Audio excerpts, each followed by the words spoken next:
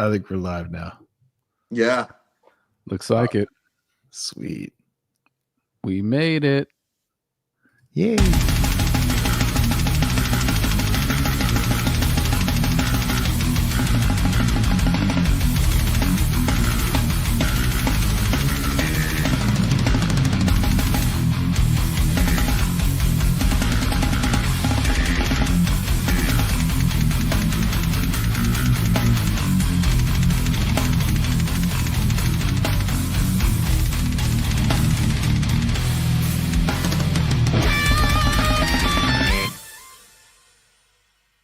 What's going on, everybody? Cali Death Podcast back once again, episode 202. I'm your host, Anthony Trapney. We are back. Took a week off for the Halloween situation. Had a great time trick-or-treating with my family. I hope all y'all who have kids had a great time as well. And if you went to some Halloween parties and all that stuff, I hope you had fun doing that too. But we're back today, and I got a resident homie starting it off with me. I got Casey Howard with me. What up, Casey? Hey, how's it going?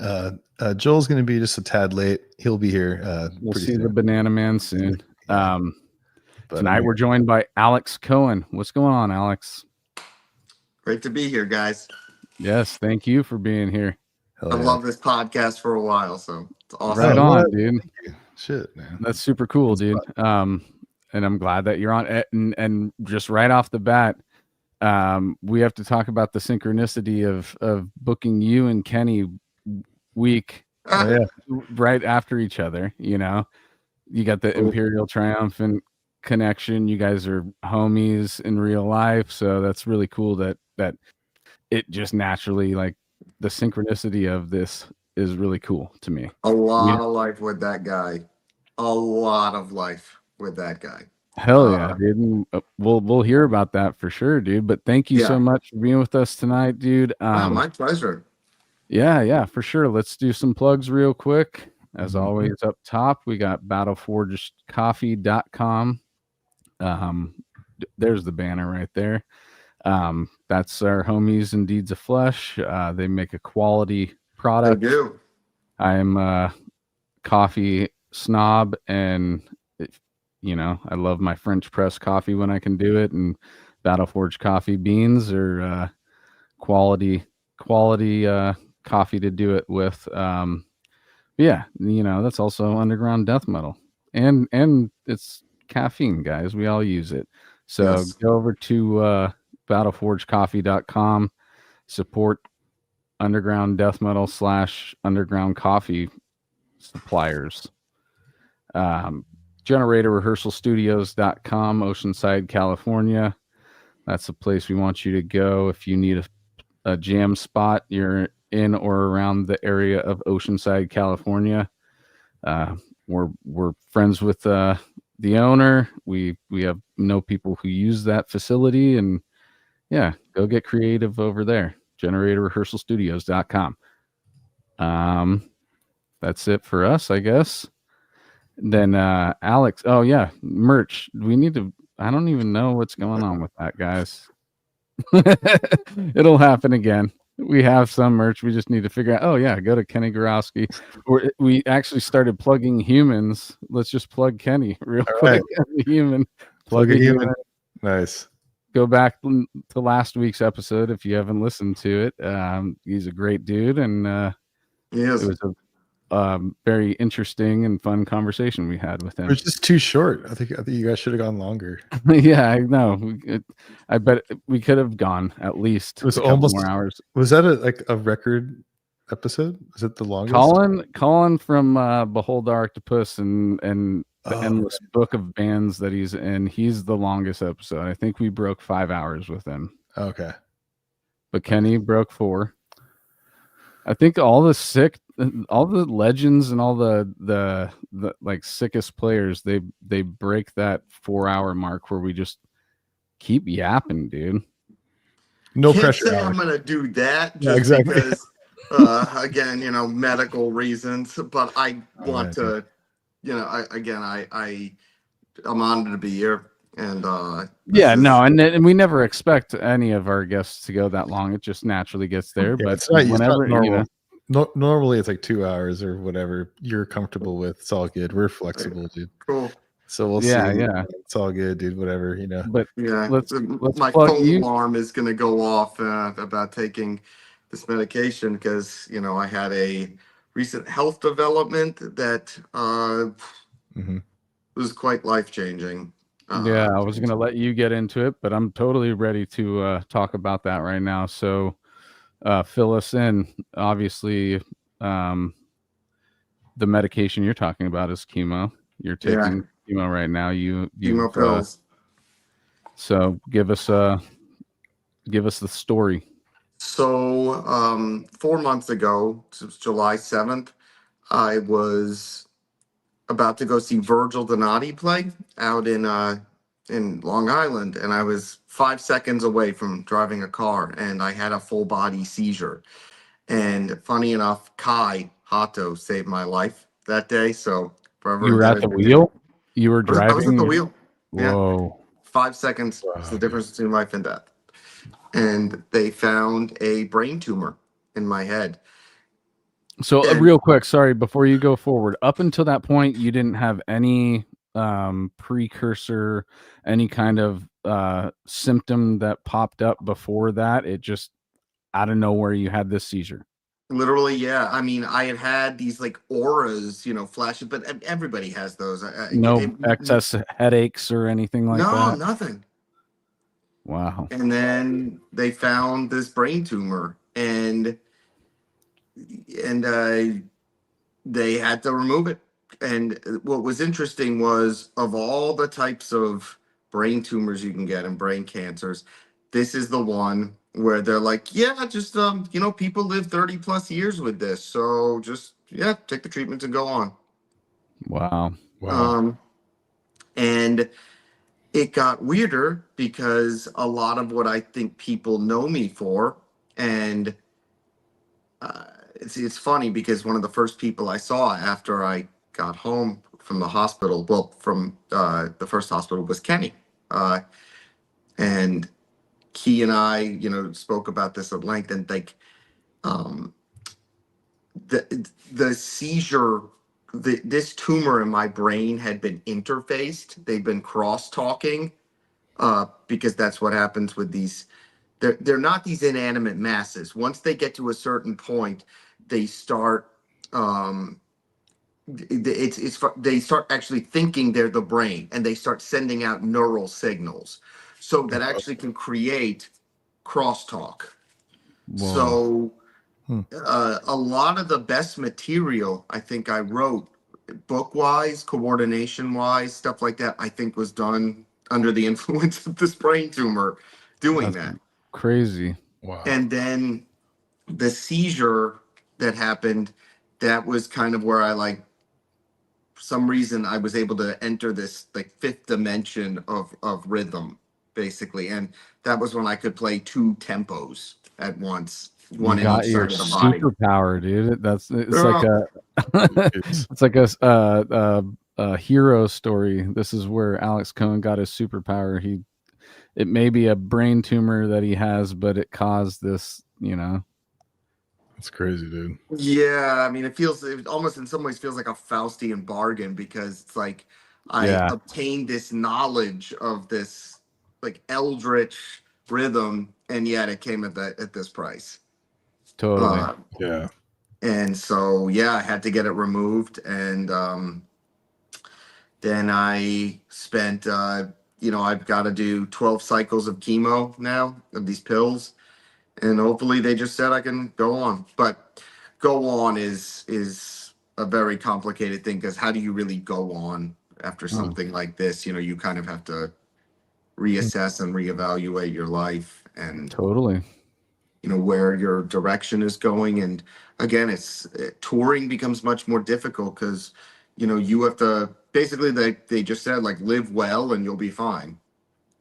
Was kind of what they said. The doctor said. And sorry, that was the alarm going off saying it's time to take this. Oh, That's no no worries. problem. Um, All good. Go do your thing. We'll keep chatting until you get back. so yeah, this This has just been a crazy experience for sure. Does that And chemo yeah, fuck so I have to do this now for 5 days. 5 days straight? You have to take it every day?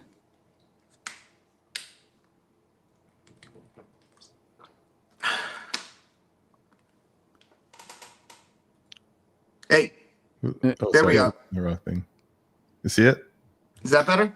Yeah. It's all Yeah. good. So what kind of do you take a day off of drums after you take your? Is he having an issue? Can you hear me? No, you can't hear us. Oh, no worries. I'm sure he'll come back on in a sec. All good. Yeah. No, dude, that's crazy. I mean, a brain tumor, like that. I mean, any kind of tumor is crazy, but like a brain one, dude, that's really that's a reality check, I mean, and sure. for him to say that too, and then with Chuck and his story, like he Sounds of Perseverance and all that was Is written that what James with Murphy had also? Like, is it similar? Like, or is that different? I know that Chuck's. I think it might have been more near the brain stem. If I'm Yeah. Sorry, it kicked me out. no, But it's all worries. good. so yeah, the mine was in the left occipital lobe, which is why my vision got somewhat damaged through the surgery. Oh no.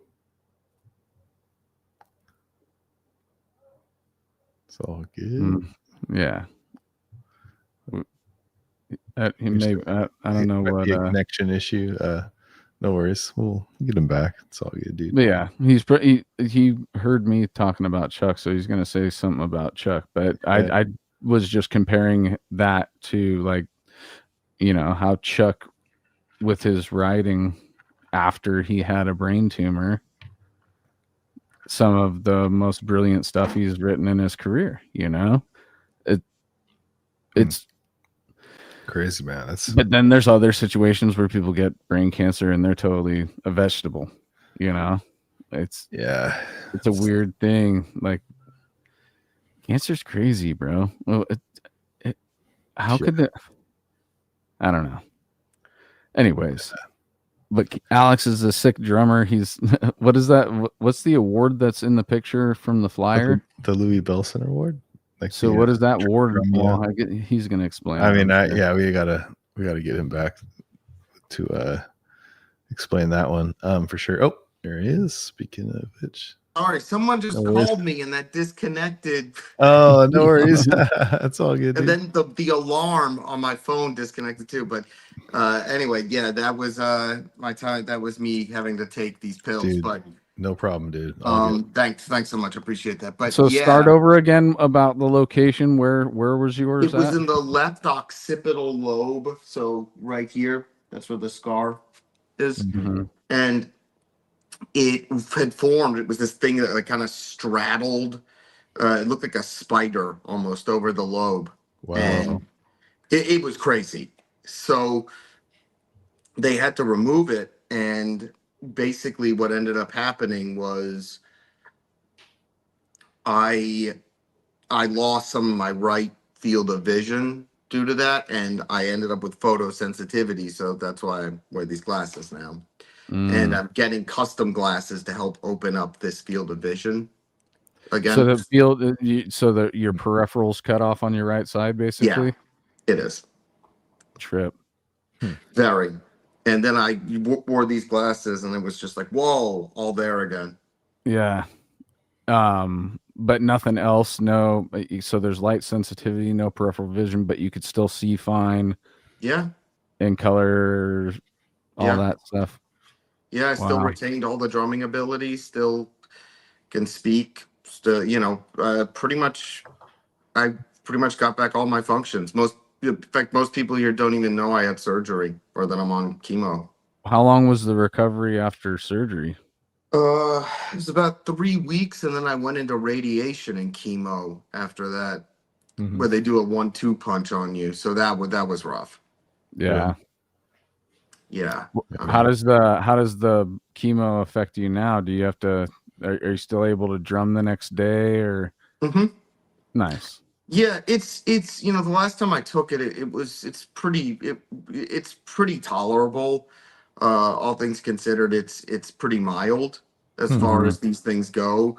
It's just a pill you take, and maybe you kind of feel a little run down for 5 days, but then after that, you're pretty good to go.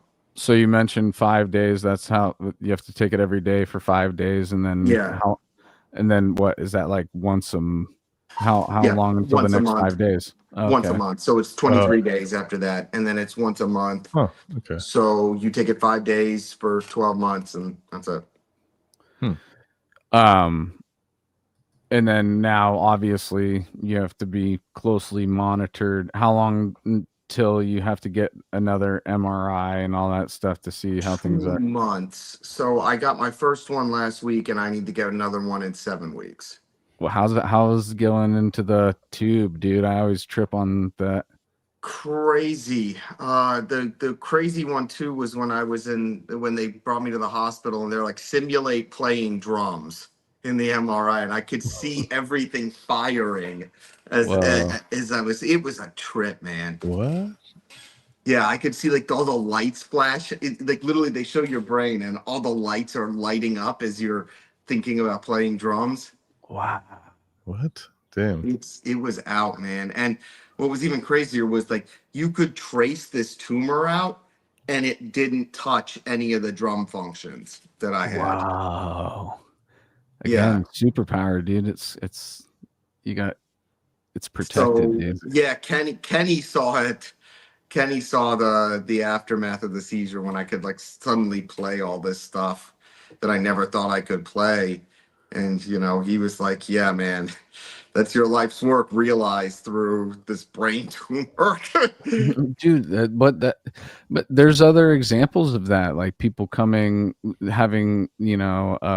brain injury and being able to speak a different language all of a sudden, Yeah. or becoming, brilliant on piano. I've heard of people, some weird thing happening where something switches in their brain and they become something else, Mhm. I mean, Yeah, Sam Kinison was the same thing. He got into a car accident and then he became Sam Kinison after that. He was a yeah, preacher and shit before that. yeah, I heard about that. And this one for me, it was just really out because most people like I couldn't play any of this stuff before I had this happen, and suddenly I was able to play two tempos at once. Yeah, we were talking to Kenny last week about the separation of limbs and, you know, assigning different timings to each limb and how he plays, certain things in the bands that he's in. There's wild stuff that he's able to do physically. So, and that's what you're getting to. Something clicked where you're now able to do stuff like that, right? It's on a level that I don't really know if there's only one other person that I've really seen pull it off on drums, and unfortunately that person is dead.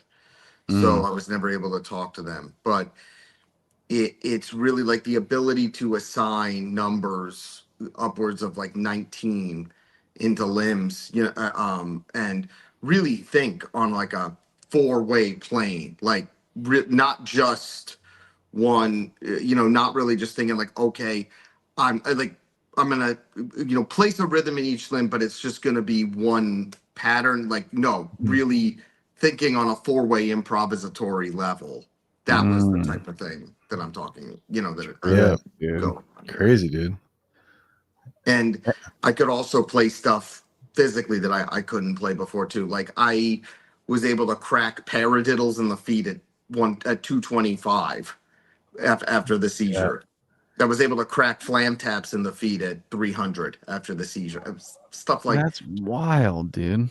that is. yeah, Damn. yeah, stuff that was just like, I sent it to even some to friends, some of the most technically advanced drummers in the world, and they were all baffled by it.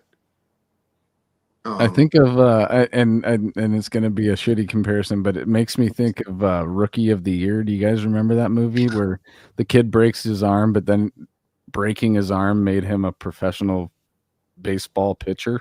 You know, yeah, I think so.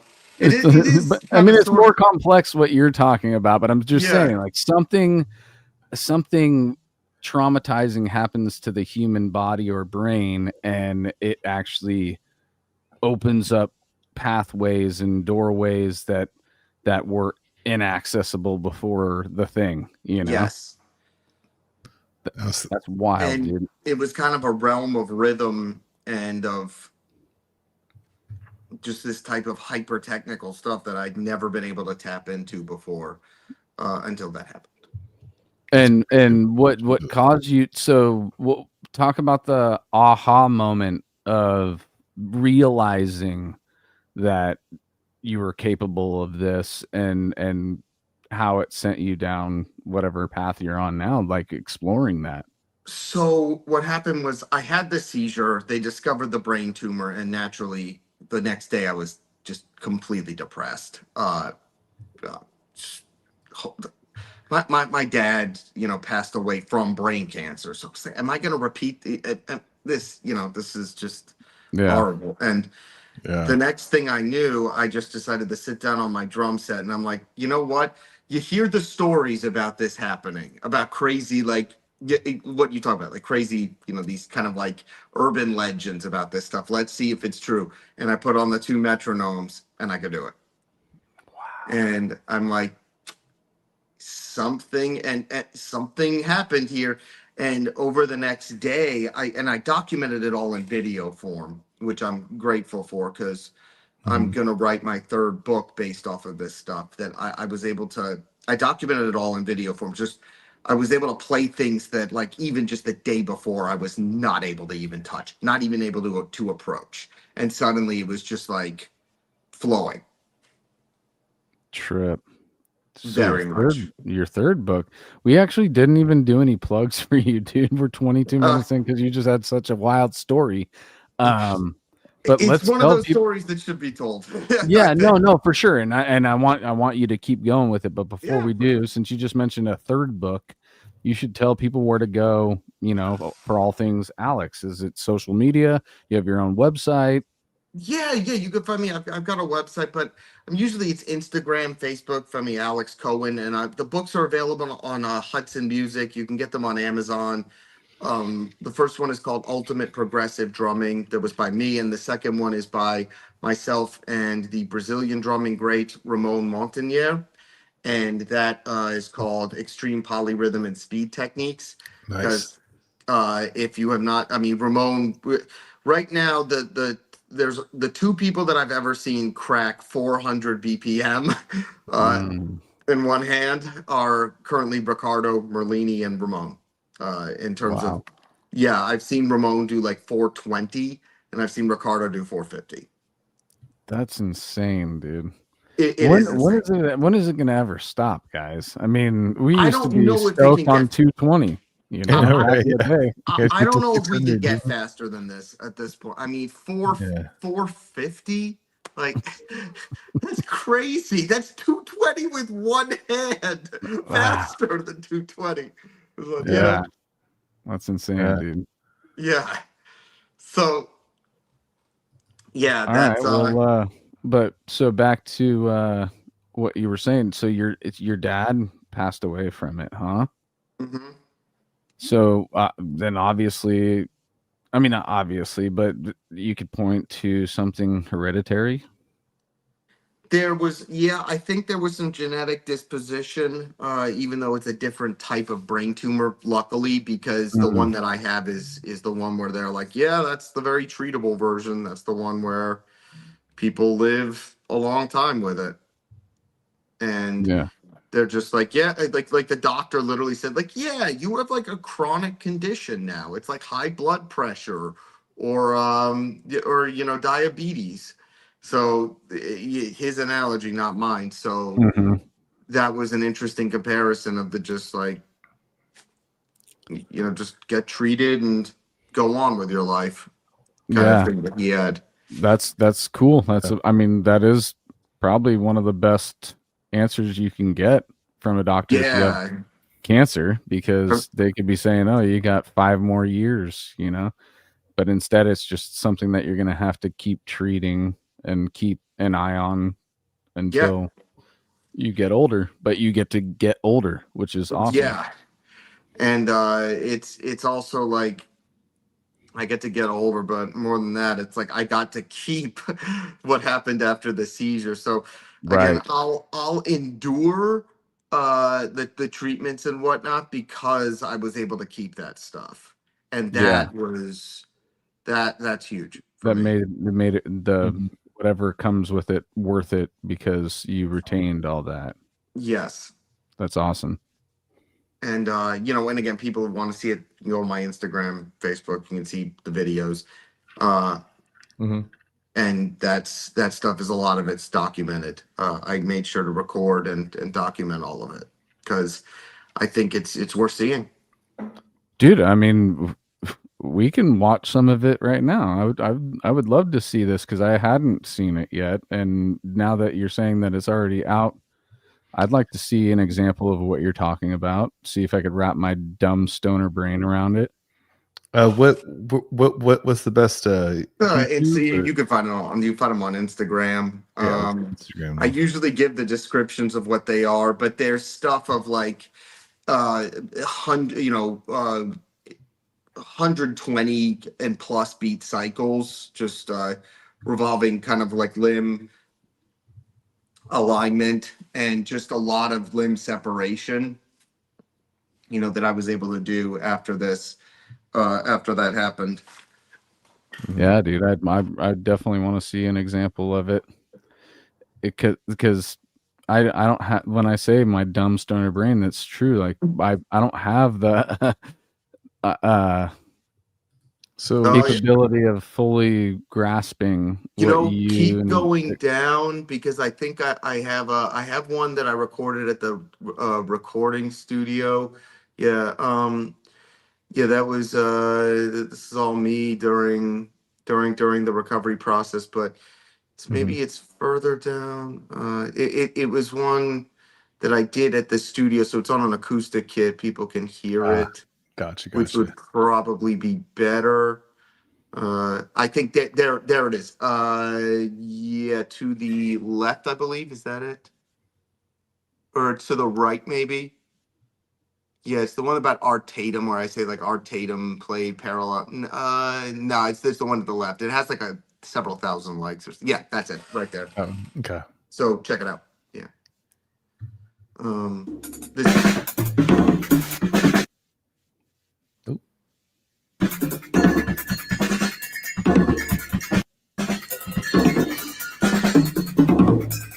Oh, is it freezing?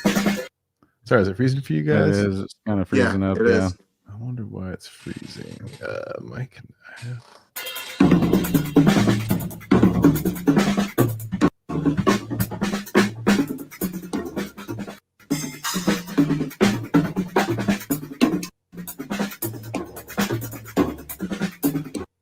Oh man, it's still freezing, right? Yeah. Mhm. Oh, I wonder why. That's weird.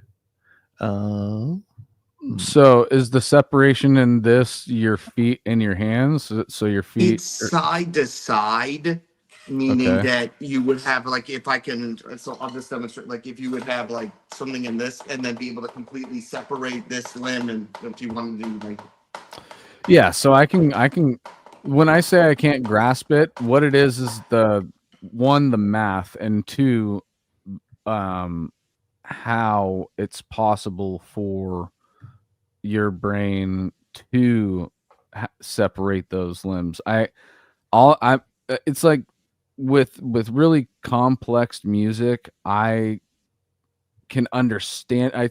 Treat it like language. It's a language that I can understand and enjoy, but I can't speak it, you know? I can't speak it back to you. So when I hear you say the separated limbs and I can understand that limbs are playing different tempos and different timings and shit, what breaks my brain is to try and understand how a brain can do that. so. One of the ways was So you can keep a rhythm here, right? Let's say 4 here. Then put 7 here. 2, 4, 5, 6, 7, 1, 2, 3, 4, 5, 6. Then if I can talk to you while doing this, and that means it's completely second nature. Yeah, Something like that. totally. So And I mean, I could like just assign that and then still talk to you while doing this. and it starts to make me think of octopuses and each or It octopi does where have kind of that kind where of feel. each And then tentacle has its own mind type situation. yeah, and then if you add the freehand technique or whatever in, you could use that like.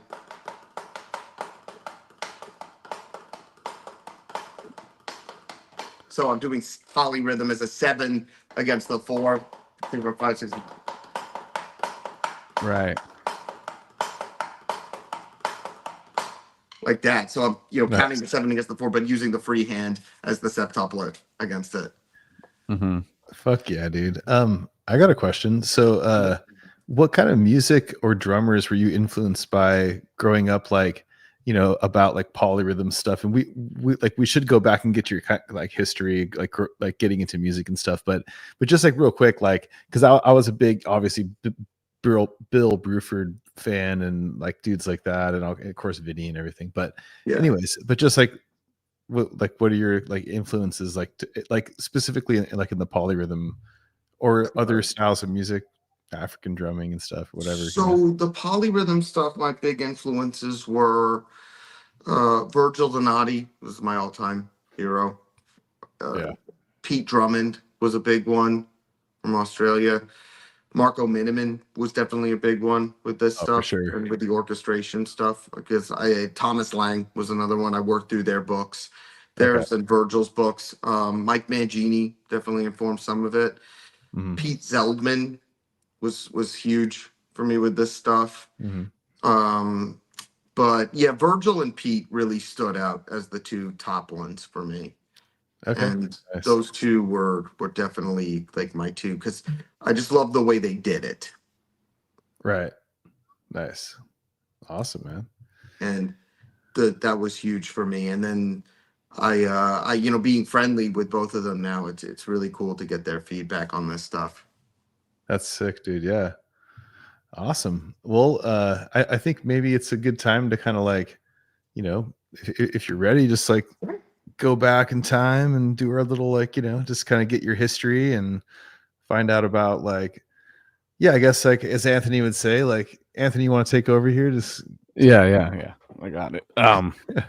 The same old question most of the time. I don't think we've asked every guest the same question off the bat, but either way, I like to know like your earliest memory of like being connected to something creative, whether it were cartoons, art, music.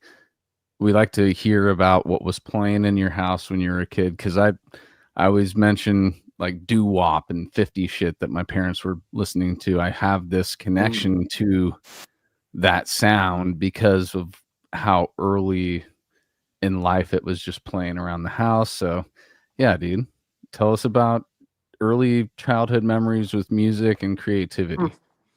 Oh, this one's good. I wish I had, something deep like doo-wop or, something really like, culturally significant or whatnot. But like my dad used to just spin like Madonna's Substitute for Love all the time in the car and Yeah. stuff like the Pet Shop Boys.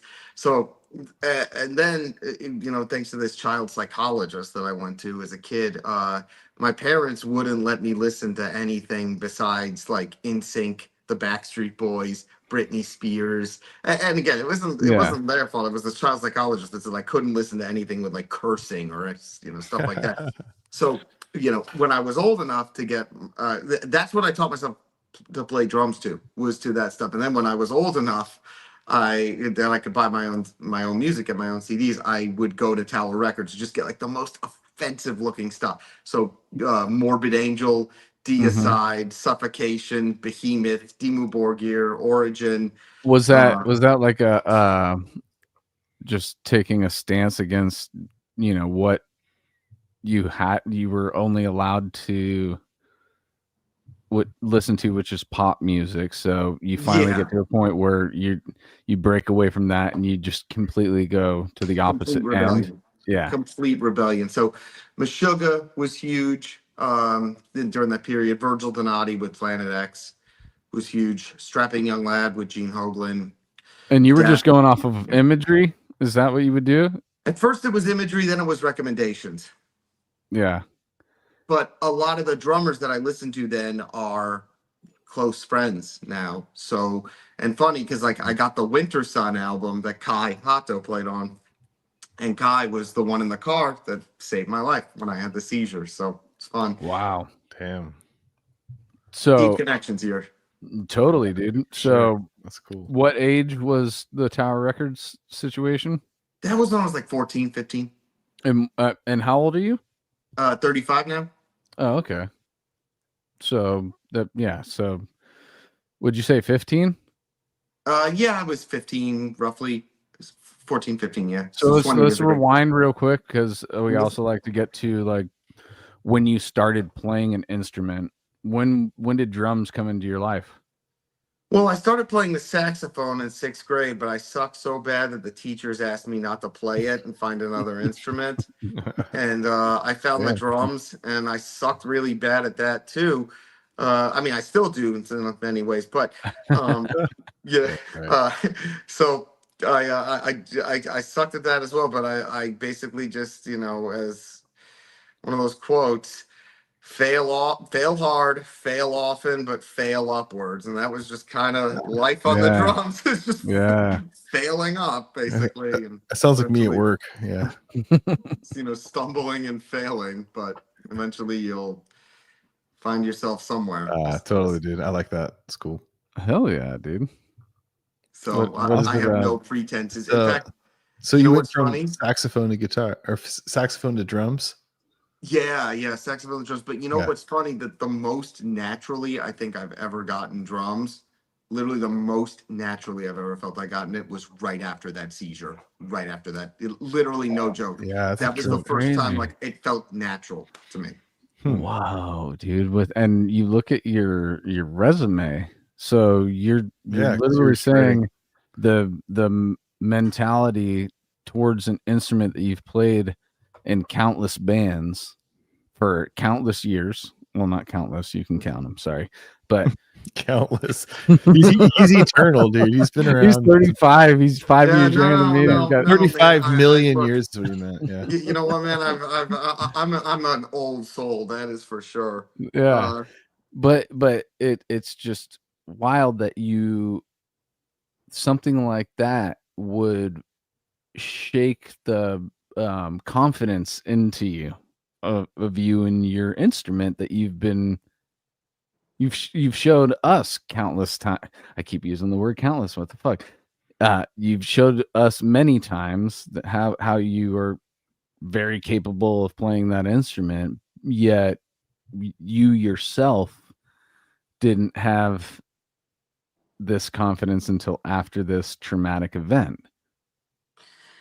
I always literally it was always just a slog for me to get a lot of this stuff, but I noticed that it got easier over the past 2 years.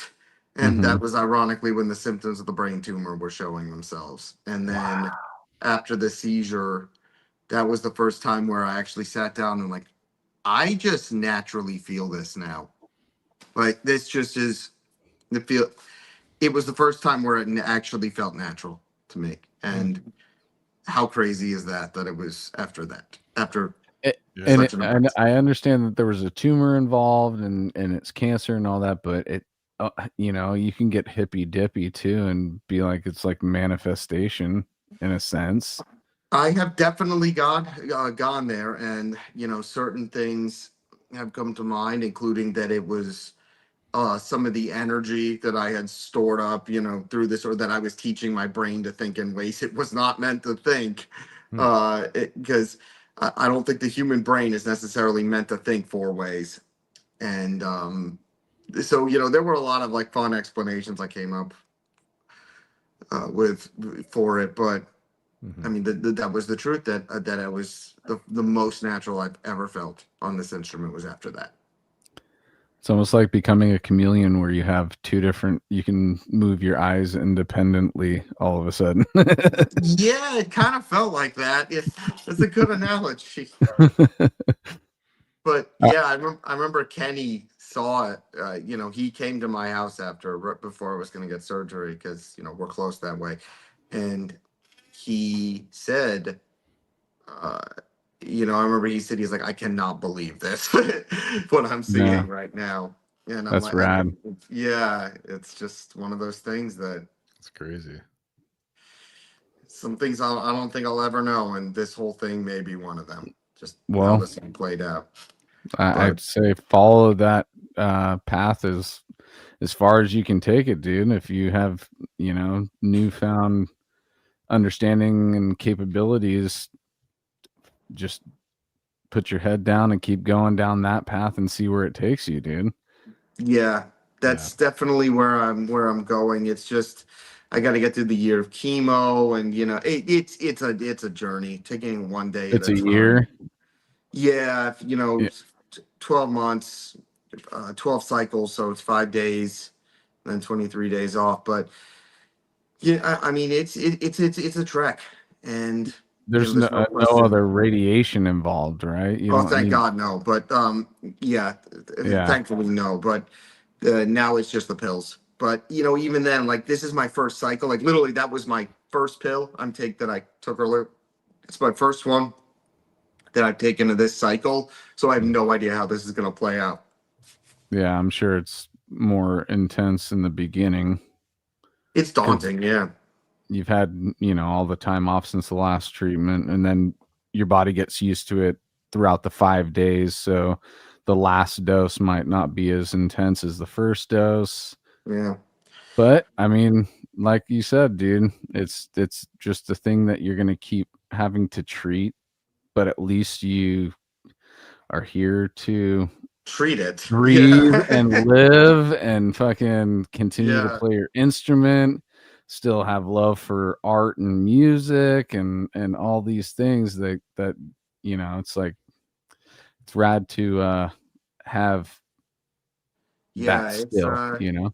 I got to see Kai again a few days ago, and that Mm. that was an emotional reunion just because it's the person who saved my So that life. was the first time since you. Yeah, yeah, that was the first time I'd seen him since the.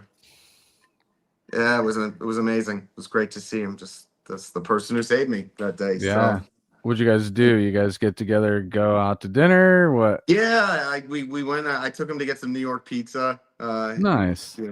That's the right thing that felt like the right thing to do. And yeah, we're gonna be teaching together at some camps later this year. I'll chemo be damned, and yeah, and so I love that guy. I love his playing. I love him as a person. It's just cannot say a bad thing about him. Totally, dude. That's rad. It's good to yeah, be able to have a relationship with somebody who is there for you in your biggest time of need. Dude, Yeah, being at the wheel while having a five seizure seconds. sounds like a fucking nightmare, bro. 5 seconds was the difference between life and death. So what do you Nothing. mean by that? Like Like 5 seconds. I had started the car, mm-hmm. and literally, if I had hit the gas, if I had pressed the accelerator, Yeah. we would have died So because the okay, seizure. so that's that. I totally thought that you were driving when this happened. So you were No, getting ready to take off, literally, yes. but okay. But so you're in a parked car when it happened. Yes. That's I mean that's insane, dude. And yeah, now that you say that, it totally is like wow, you could have gotten into that car 5 minutes, or not 5 minutes, but literally like a minute later, and no, it would actually be earlier if you guys got in the car earlier. Yeah, we'd all be dead. Yeah, fuck, dude. I know. Crazy. Yeah, that's super gnarly, dude. Super That's gnarly. Yeah, that Well, nuts. Like it's still one of those things that boggles the mind when I think about it.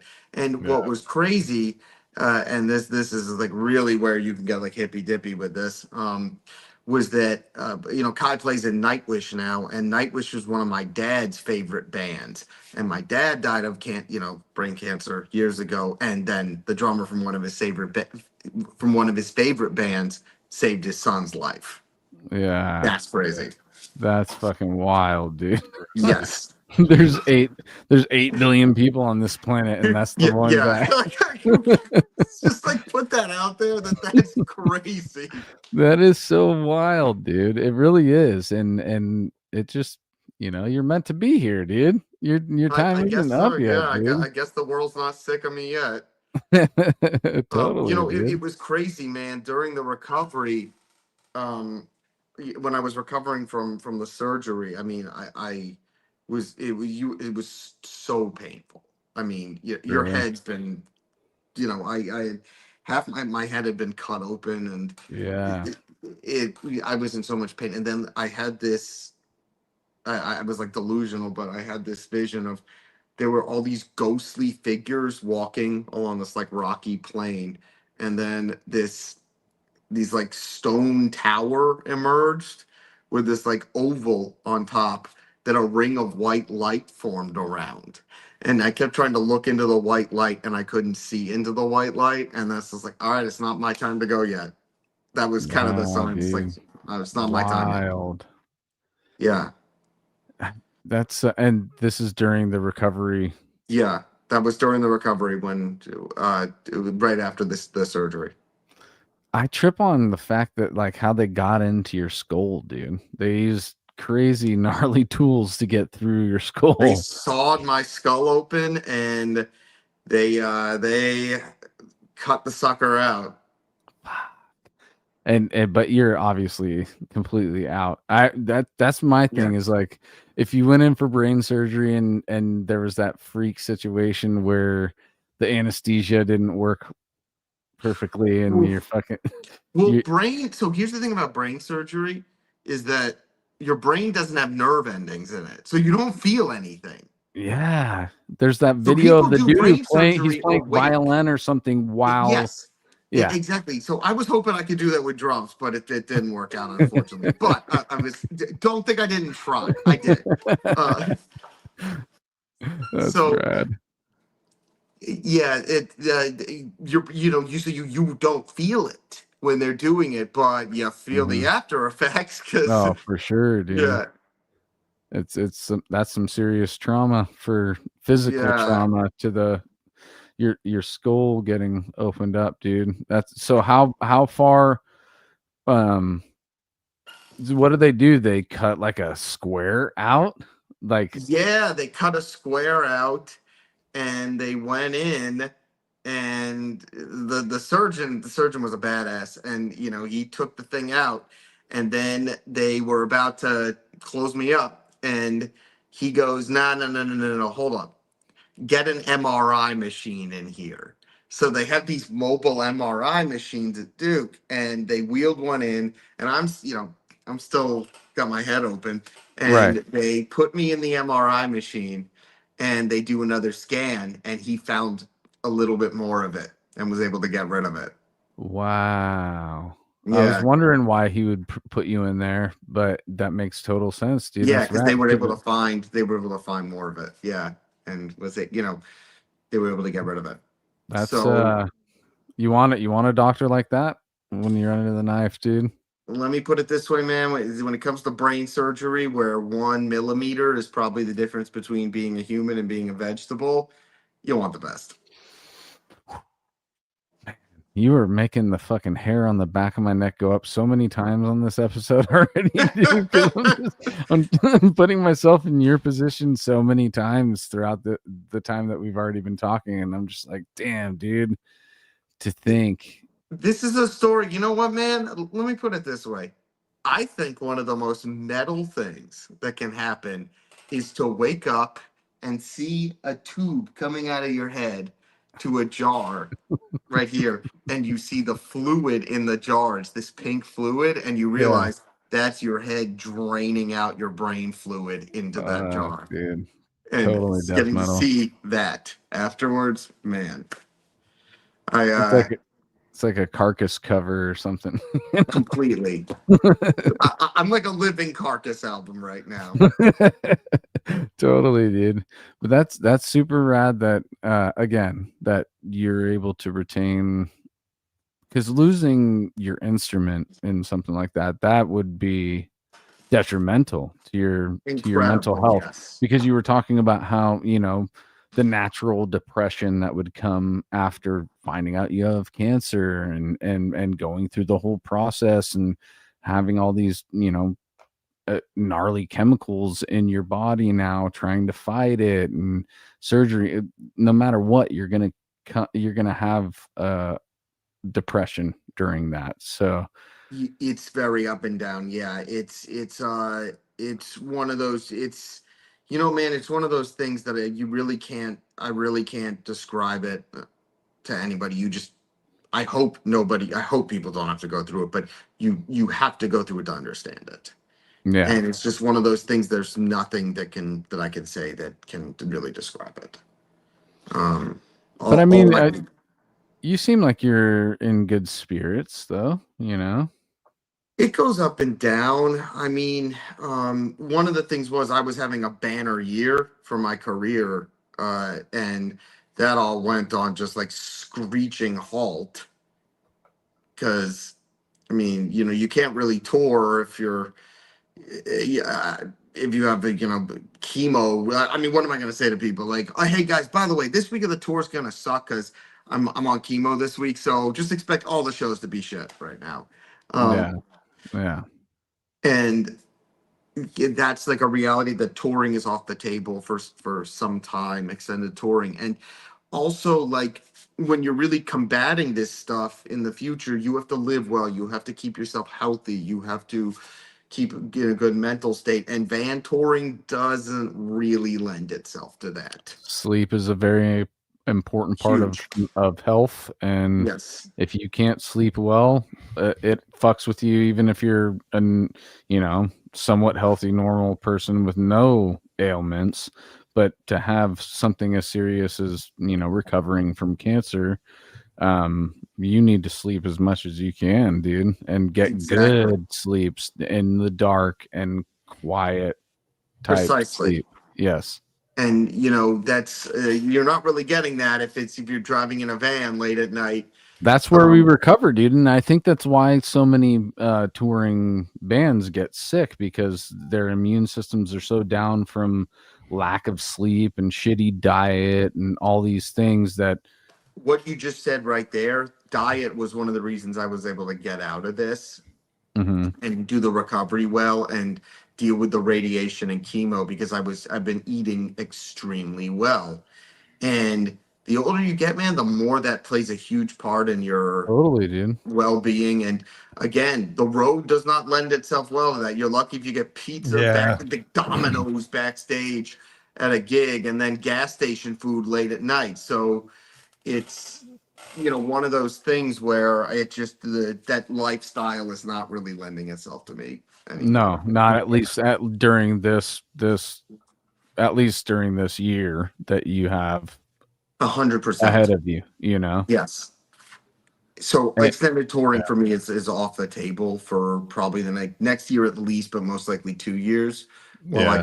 I have to unspool a lot of this stuff. I mean, I'll still travel to teach and do drum camps and whatnot, because I can still do that. But touring is probably not happening for quite some time. Yeah, because I And mean those things that you're saying, you were traveling for a couple of days, few days, to teach or whatever. You're able to travel with food and plan your meals over 3 to 4 days yeah, versus being in a van on tour for a month. There's driving through Yeah. certain areas where you're not going to be able to get anywhere no, near the kind of stuff that you would And need everyone's to. always getting sick on tour and stuff. It's just like bad. yeah, it's not gonna work for me anymore. And which is fine, dude. yeah, I'm okay with it. I think Mhm.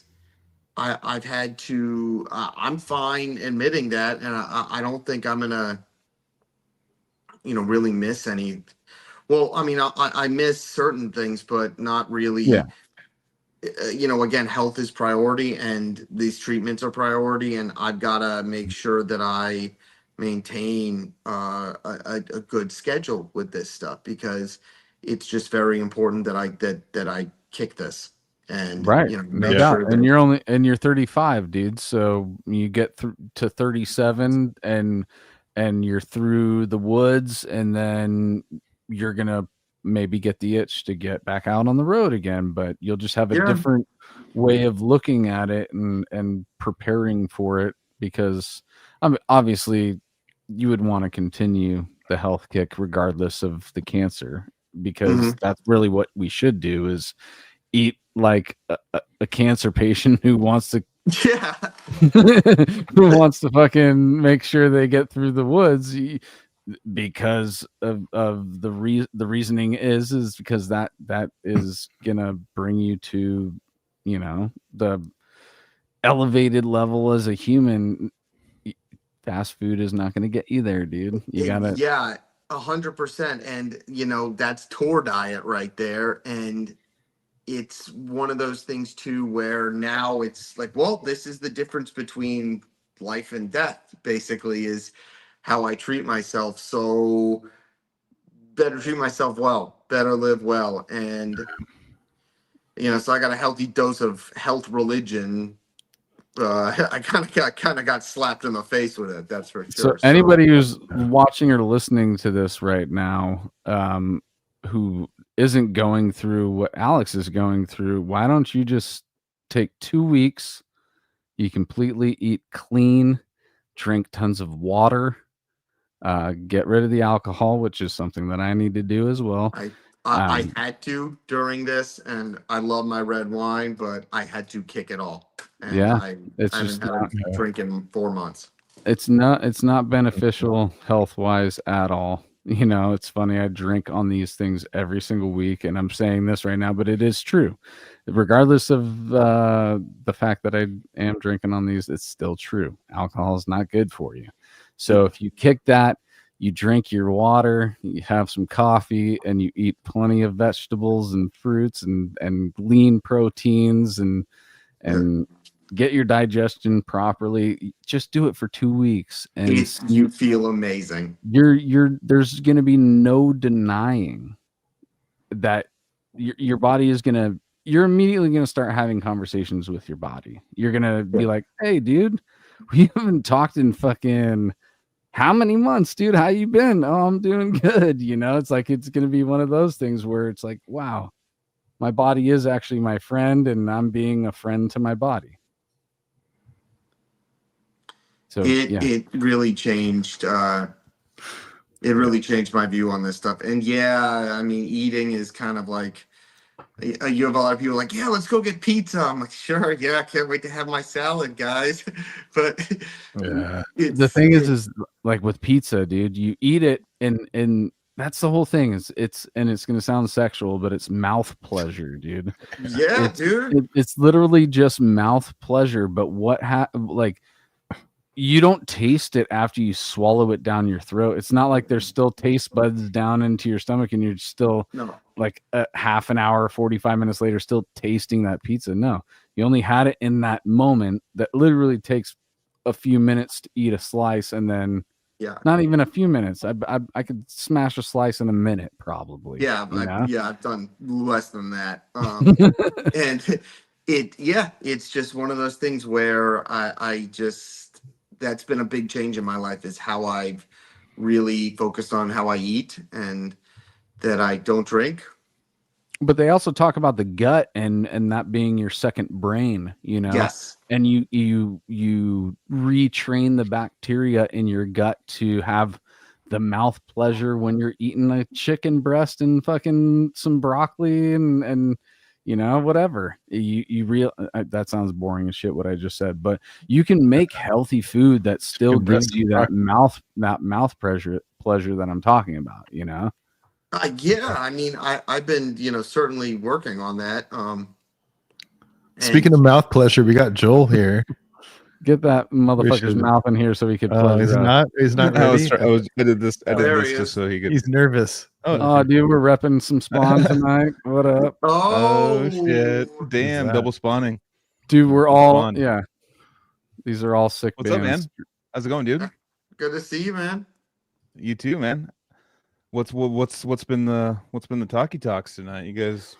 Well, you missed all the What's- heavy Right. stuff Yeah. about Alex's current situation with cancer and all that stuff. But we were just Oh, talking damn. about how Yeah. eating healthy is a big part of how he's powering through his recovery. Yeah.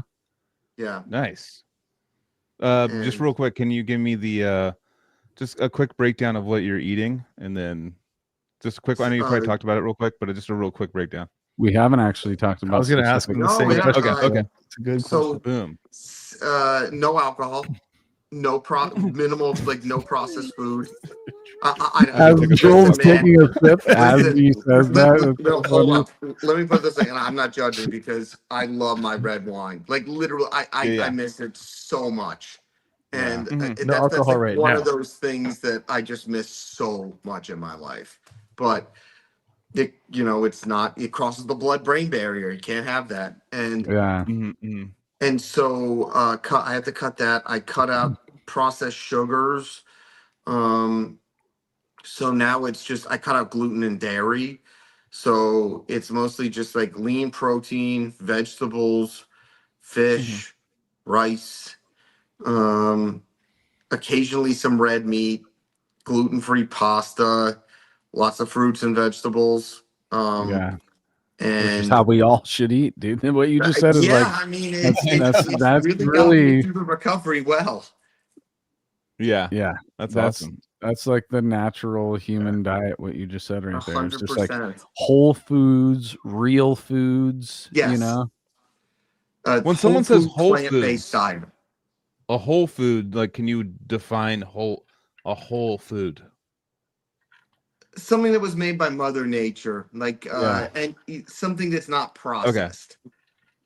Okay. Yeah. Before Gotcha. humans got something in the form that before humans can fuck with it. Yeah. Well, I mean, all fruits and vegetables have been fucked with by humans. Like, yeah, I mean, to an extent. Yeah, to an extent, because like there's some like apples would have been like this big if we didn't fuck with them with a bunch of seeds. Well, yeah, No, yeah, but I gotta thank GMOs and genetically modifying. I gotta thank this version of GMOs, which is you cross species apples to now that there's a cosmic crisp apple, which is the fucking best fucking it is the best apple one. Yeah, you have ever Cosmic Crisp. tasted in your life. Cosmic crisp apples it's really good. it is next level, bro. It's cosmic, bro. You're out and it takes me to the there center you of the go. universe every bite I take, dude. They're to do like weed versions. They're like, dude, it's the fucking white widow apple. It's one of the It's best. totally it's dog fart. finding It's really the best fucking strain of weed that is it's the same I see exact this thing, here. dude. It was like a Interesting. cider called Cosmic Crisp, I think. I've never. So I tried. I've never really done weed. I've never done weed before this all happened. And I tried edibles during this because the doctor was like, "Yeah, here's your weed. Like, go, Yeah. And It comes I hand in hand. I don't like the feeling of it, honestly. I Yeah, get yeah. paranoid. Yeah, no, Yeah. edibles are. So I couldn't live my best life as a stoner slacker while recovering from radiation and chemo. Well, don't worry, dude. I'll make up for you. Okay, yeah. See, exactly. Look, as long as you pick up the slack, we're good. Look at Joe. He froze in a perfect fucking laugh, dude. I wish we froze. snapped that. God, Yeah. dude, mountain internet. Do I have No, the you're mountain good internet now, but logo? it was just funny. It froze you at the climax of your laugh because you like lifted up into it and then The weed, I think, is like it just hits people. I mean, obviously, every person it hits different. So, for me, it was by far at its peak, playing like a lot, like practicing all the time with friends, playing, jamming and stuff like that, like being like in the like getting in the moment with them. But like by myself, it like my brain just goes like it's just like I'm like kind of like you, what you're saying, Alex, a little bit like I think it just my brain's already going 1,000 miles an hour, and then it goes like 1,000. It's like fucking it's premium fuel with that kind of for me, where my Yeah, it's brain's got like like going extra 1,100 miles an overdrive. hour now. And like with friends around, we're laughing, just cracking up the whole time, eating garbage, playing music. Like that's like my favorite. What's my favorite weed experience? You know, Yeah, when other fortunately, people I are couldn't around. eat garbage. I couldn't eat Yeah, garbage yeah. on it. Nothing I could do was just like sit there and be like, Damn. wow, I'm paranoid right now. I as I've gotten older, weed doesn't make me. I mean, I get munchies when I smoke weed, but weed doesn't let me eat shitty. What makes me eat shitty is drinking the beer. The beer Mhm. munchies is actually like, let's Oh, go yeah. get some fucking whatever Chill. greasy shit. Anthony ends Yeah. up at Nations after the podcast. But when I smoke weed, Like, it's my body's like, okay, you're hungry, dude, but eat a fucking salad, you know. dude, the worst Yeah. was the visits to Nations, dude. After our parties, Yeah, there's a so burger place in Bay Area. it's like the nastiest, just shit. Like, I mean, Yeah. Diner. You want some chili cheese Like White fries and Castle. fucking late Yeah. night diner. Just you just walk in there. It's a greasy vibe in the air. Like, and it's just people. It's Yeah, trying to you be like could a probably 50s place, right? You could survive a Yeah. survive a hangover just drinking, but you can't survive the hangover of drinking and then having Nathan's right before you go to sleep. Nathan's. No. Oh. Nathan's, yeah. Oh. That's The a Nations- healthy place. Nations, what I say, we Nathan's. get like Nathan's the like is a healthy thing. like chili the chili cheese fries, dude. Yeah, just fuck fucking that, dude. rip into that at like 2 a.m. Dude, when we were younger, fucking Casey would just get like the combinations of like the sweet and Like hot salty. dogs You in get, it and like, shit. you go like, hey, like a chili cheese fries and like some pancakes and Oh man. Yeah, the type of thing like the type of thing that like if I ate it now, I just feel the cancer roaring back. Like, oh my man. god, yeah. It's I mean when you're in that kind of like alcohol / stoner high, sometimes you're like I'm just going to get what I want. This is what I want right now. But then like they give you like way too. You're like, oh shit, I ordered like 3 meals. I need to like calm down a little bit. Calorie like thing. Yeah, I know. The next morning you're like, absolutely. The best was Yeah. like we went there one night and we like got a table and then like someone got in a fight and just threw like drinks over like our whole table. Or what was it? We got like splash zone, like just yeah. It was like so going to a water slide down like a log ride at a theme park. But so how far have you guys gotten into your history and stuff? Are you played the drums? Yeah, we and stuff? covered saxophone. Saxophone too? Awesome. Oh yeah. Oh yeah. I mean, regrettably, but yeah, no, that's cool. I like saxophone. You know, I mean, anything to learn music. I skipped a lot of. I took a lot of what do you call like cheat codes to get to like not learn things that I should learn. You know what I mean? And then now I'm just like, shit. I should have learned. I should have taken the slow mo. You should have played actual. I mean, first of all, they shouldn't let you pick up a guitar and like they're like, all right, 6 months with a piano and a teacher, and then you get guitar, dude. You don't just get to go guitar. Like, just understand the building blocks first before you pick up and want to do like a Slayer song or something. Like, learn the building blocks, learn the notes, and same. I mean, in a lot of ways too. I mean, I wanted to be a drummer was my main thing as a kid, but we talked about it a few times on here. Parents didn't have a spot for them, so they're like, what's the second instrument you want to play? You know, it was like kind of one of those deals. But so I don't know anything about the story. So. Real quick, so he was talking earlier about like the two fastest like one-handed blasts, like with a couple drummers that you were talking about. Joel is a contender with his he's got the twitch. He has like well, I've seen multiple guitar players do that where they just have that like natural twitch. No, but Joel's got something special though. It's gnarly, dude. It's like I believe it. It's been like, but you do it like the up and down. It's been. No, I'm sure. Here we go. Here we go. Can you hear it? Yeah.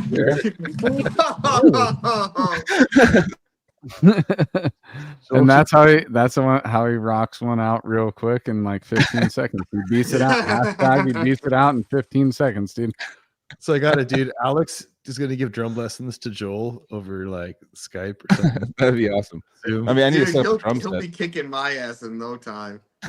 Nah, I mean, for me, it's coordinating both like hemispheres. I feel like they're on two different time zones. Kind of, they're not Do you really. miss and That's what we we're talked gonna about. do some repeating just so Joel can 4 get different time caught up. zones.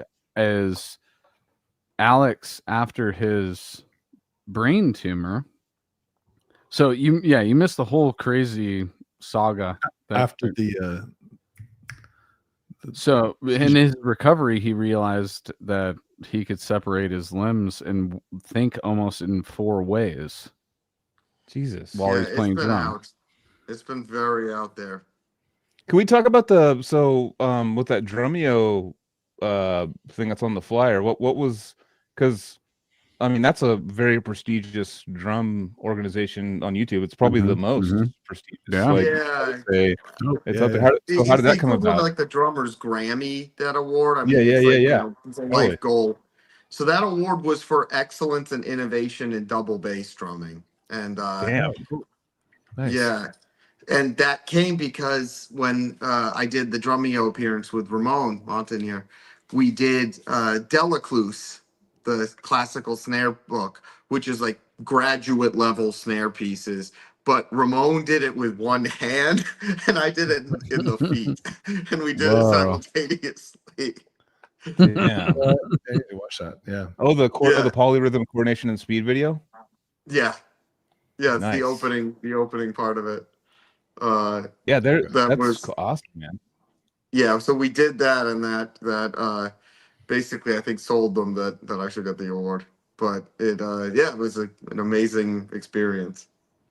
And Drumeo is Sick. something that even me being outside of the drum world, I found my way into finding some Drumeo videos and always had respect for that. You know, I mean, it showcased so many drummers that I love that. It was quality, the videos too. That I was, Well, they're fun. Oh, They're yeah. fun too. They're fun. Yeah, they're like a cool attitude. Like I like Like them. having what's his name play like Dennis Chambers play like a Tool song or something. You know, yeah, like play Schism. Yeah. That was cool. yeah.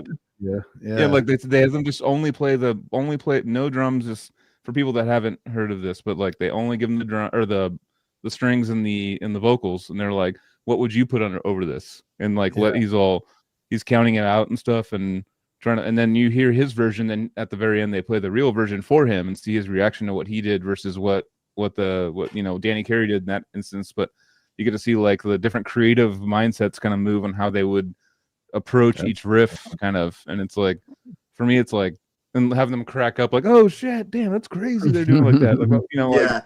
it's really cool. Am I tripping, or is it did the Mats Morgan and Frederick Thorndahl stuff, was that on Drumeo because they're showcasing Matt's playing on I don't think the Mats Morgan stuff. I didn't see that one. Yeah, maybe I hope I'm it is, tripping. because that stuff's amazing. But I love that stuff. But that was just really a wonderful experience, and That's awesome. it was an honor. Yeah. How did it's you amazing. get in touch with them? Yeah, I was gonna say, where are they based out of again? Canada? Yeah, how'd you link with them? Social media is a horrible thing in many ways, but it's a beautiful thing in other ways. Yeah. And Joel knows about that. Yeah, I'm taking a month off right now. Nice. And I just,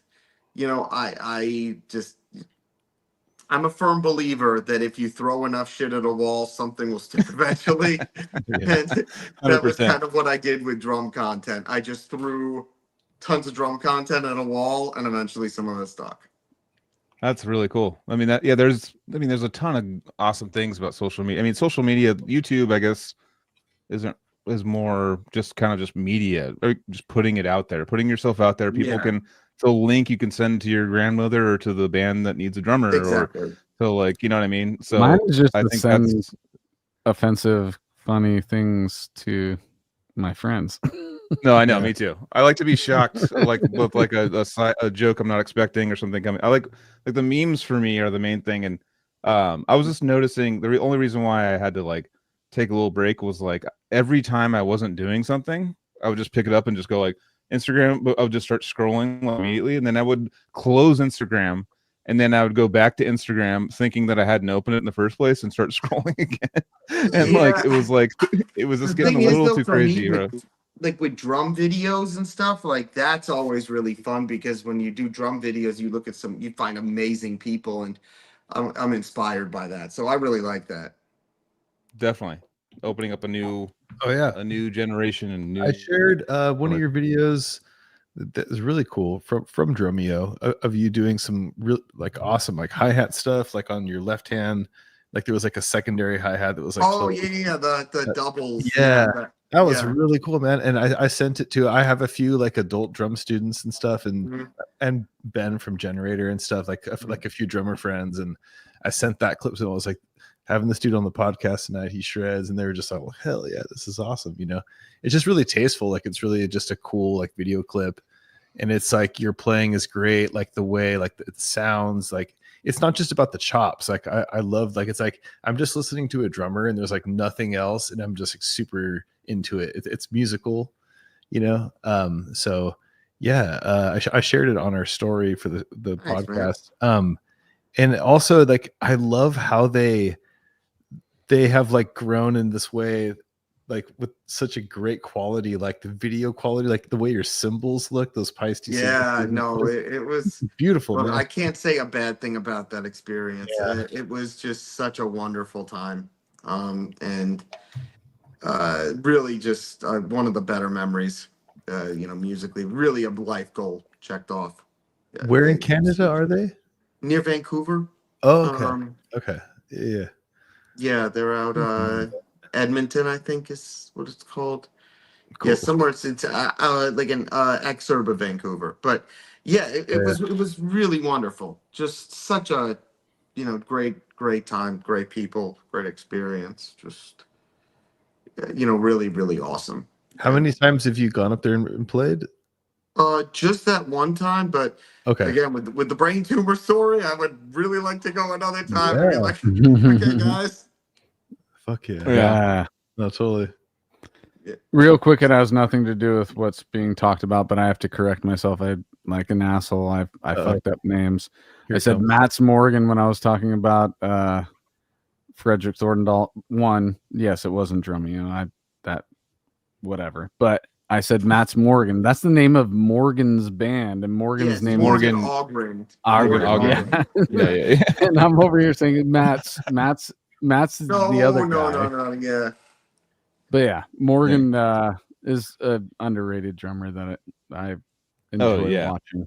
Yeah. Oh yeah.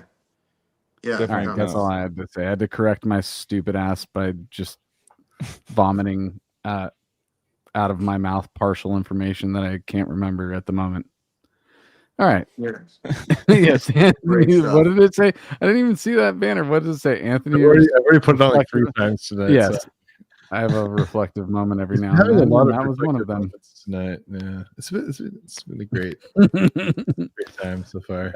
That's how we do over here. Where are you located, Alex? Where are you located? New York City. Okay. Damn, it wasn't the last one New York. We're getting a bunch of New York. We have a lot of New York. But that's another thing too, Joel. The synchronicity of the show. We booked this independently. Kenny is Alex's best friend, and Kenny and Alex both drummed in Imperial Triumphant. Alex was the drummer before Kenny. Yeah. Holy shit. And we just like it was not planned at all. No, and when I found out that was the way it was going to be, it was just like, well, hey, everything happens for a reason, I suppose. But I love, again, side note. Oh, whoops. Side note, we like part 2 episodes, so in the future, I'd like to have you and Kenny on at the same time. Absolutely. I really would like to do that, actually. Yeah, I wanted to showcase you guys individually first, but now that I know that you guys have this connection, I totally would love to do another episode with you guys together, and we just rap about whatever, dude. You know. Yeah, absolutely. I would love that. And also, and I'm not wrapping it up, but I'm also saying, like, you know, we can talk about how you are further down the line of your recovery and all this kind of stuff, because it's really interesting to hear about that. And I don't want to keep harping on this because you're a musician, and a lot of people who um are fans of yours want to hear, you know, your actual path through music. Wait, what is Reef saying? Is he talking He's shit? like because Kenny and I were like, and then even after like the episode was over, it was already like 4 hours or something, and then Mhm. me and Kenny talked for like another like 35 minutes like after. And Yeah. I was like, Oh dear.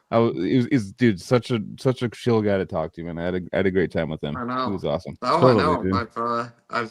I've had a lot of life experience. Like that guy and I have a lot of life together. That's That's rad, awesome, dude. man. That's Yeah, very a cool. lot of life with that guy.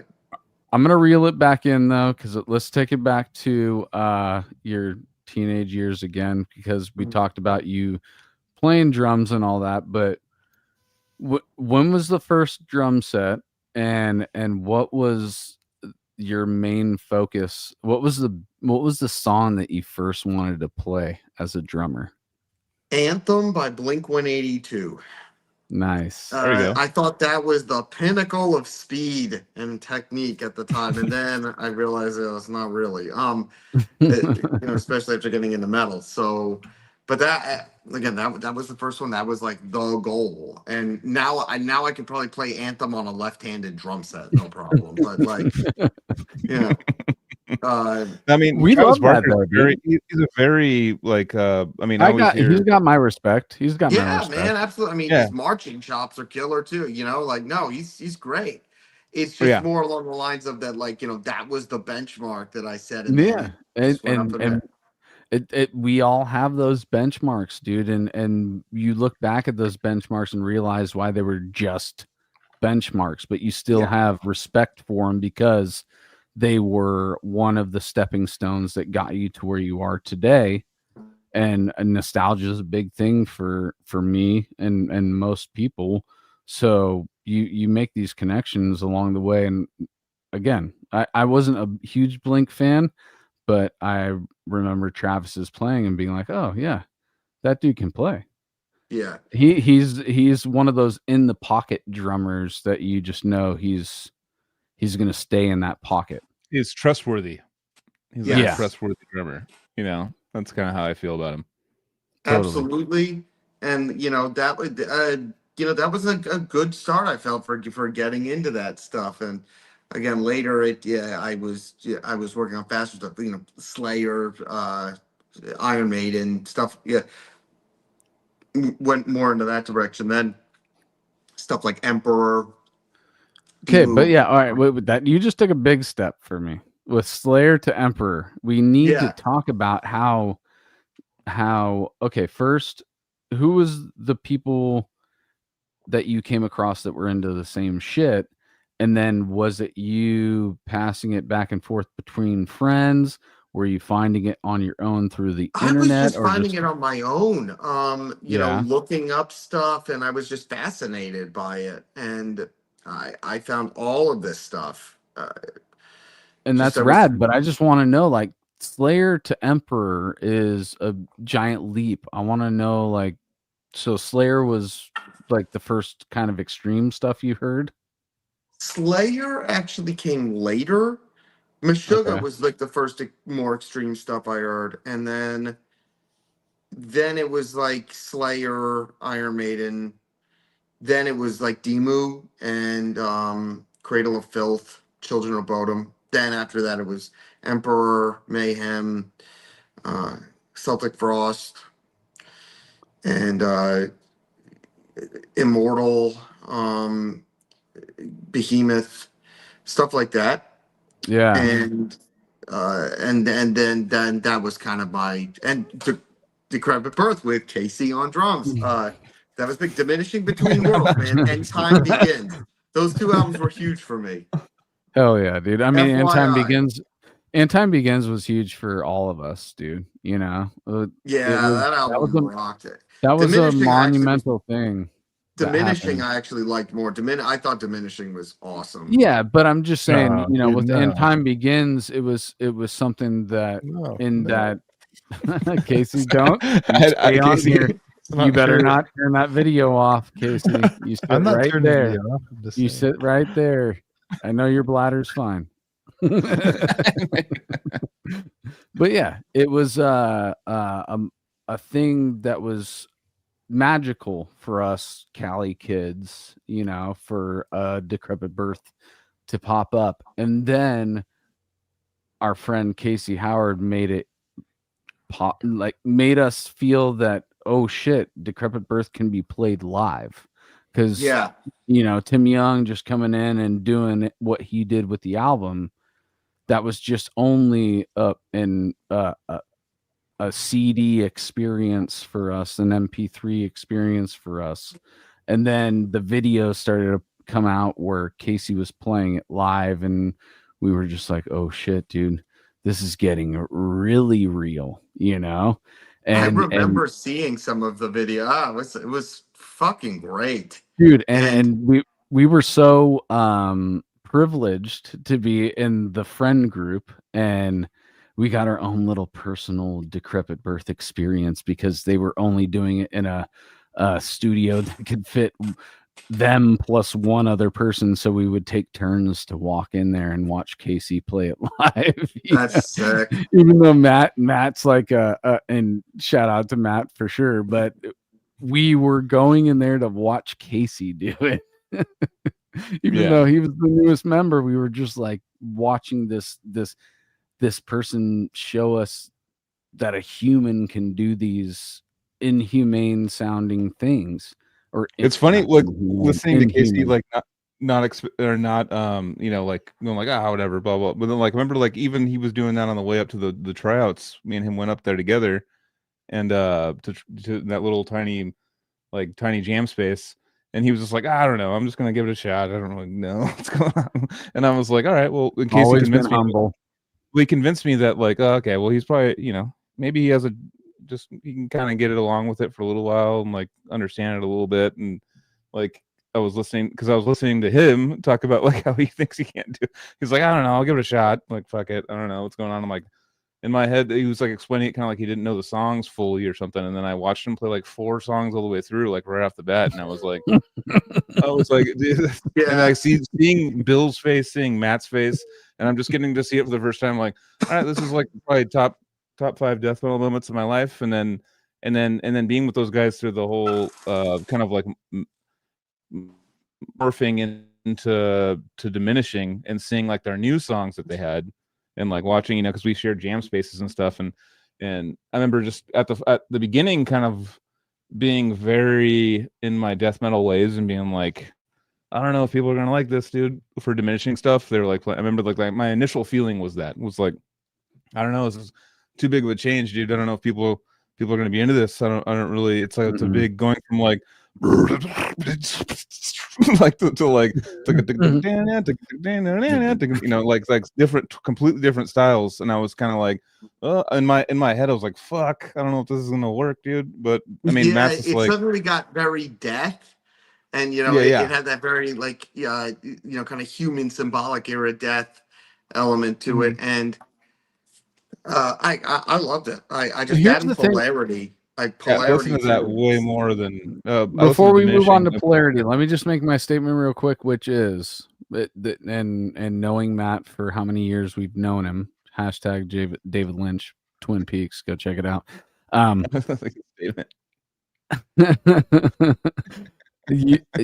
You have to understand that those songs that are on And Time Begins are a decade old. Most like the earliest they're like high school songs.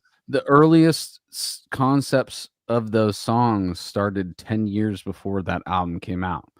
So as the creators of those songs, there's a whole decade in there where you're changing styles, you're getting into new music or different music, and it's shaping you as an artist, but there's no recordings to show that change.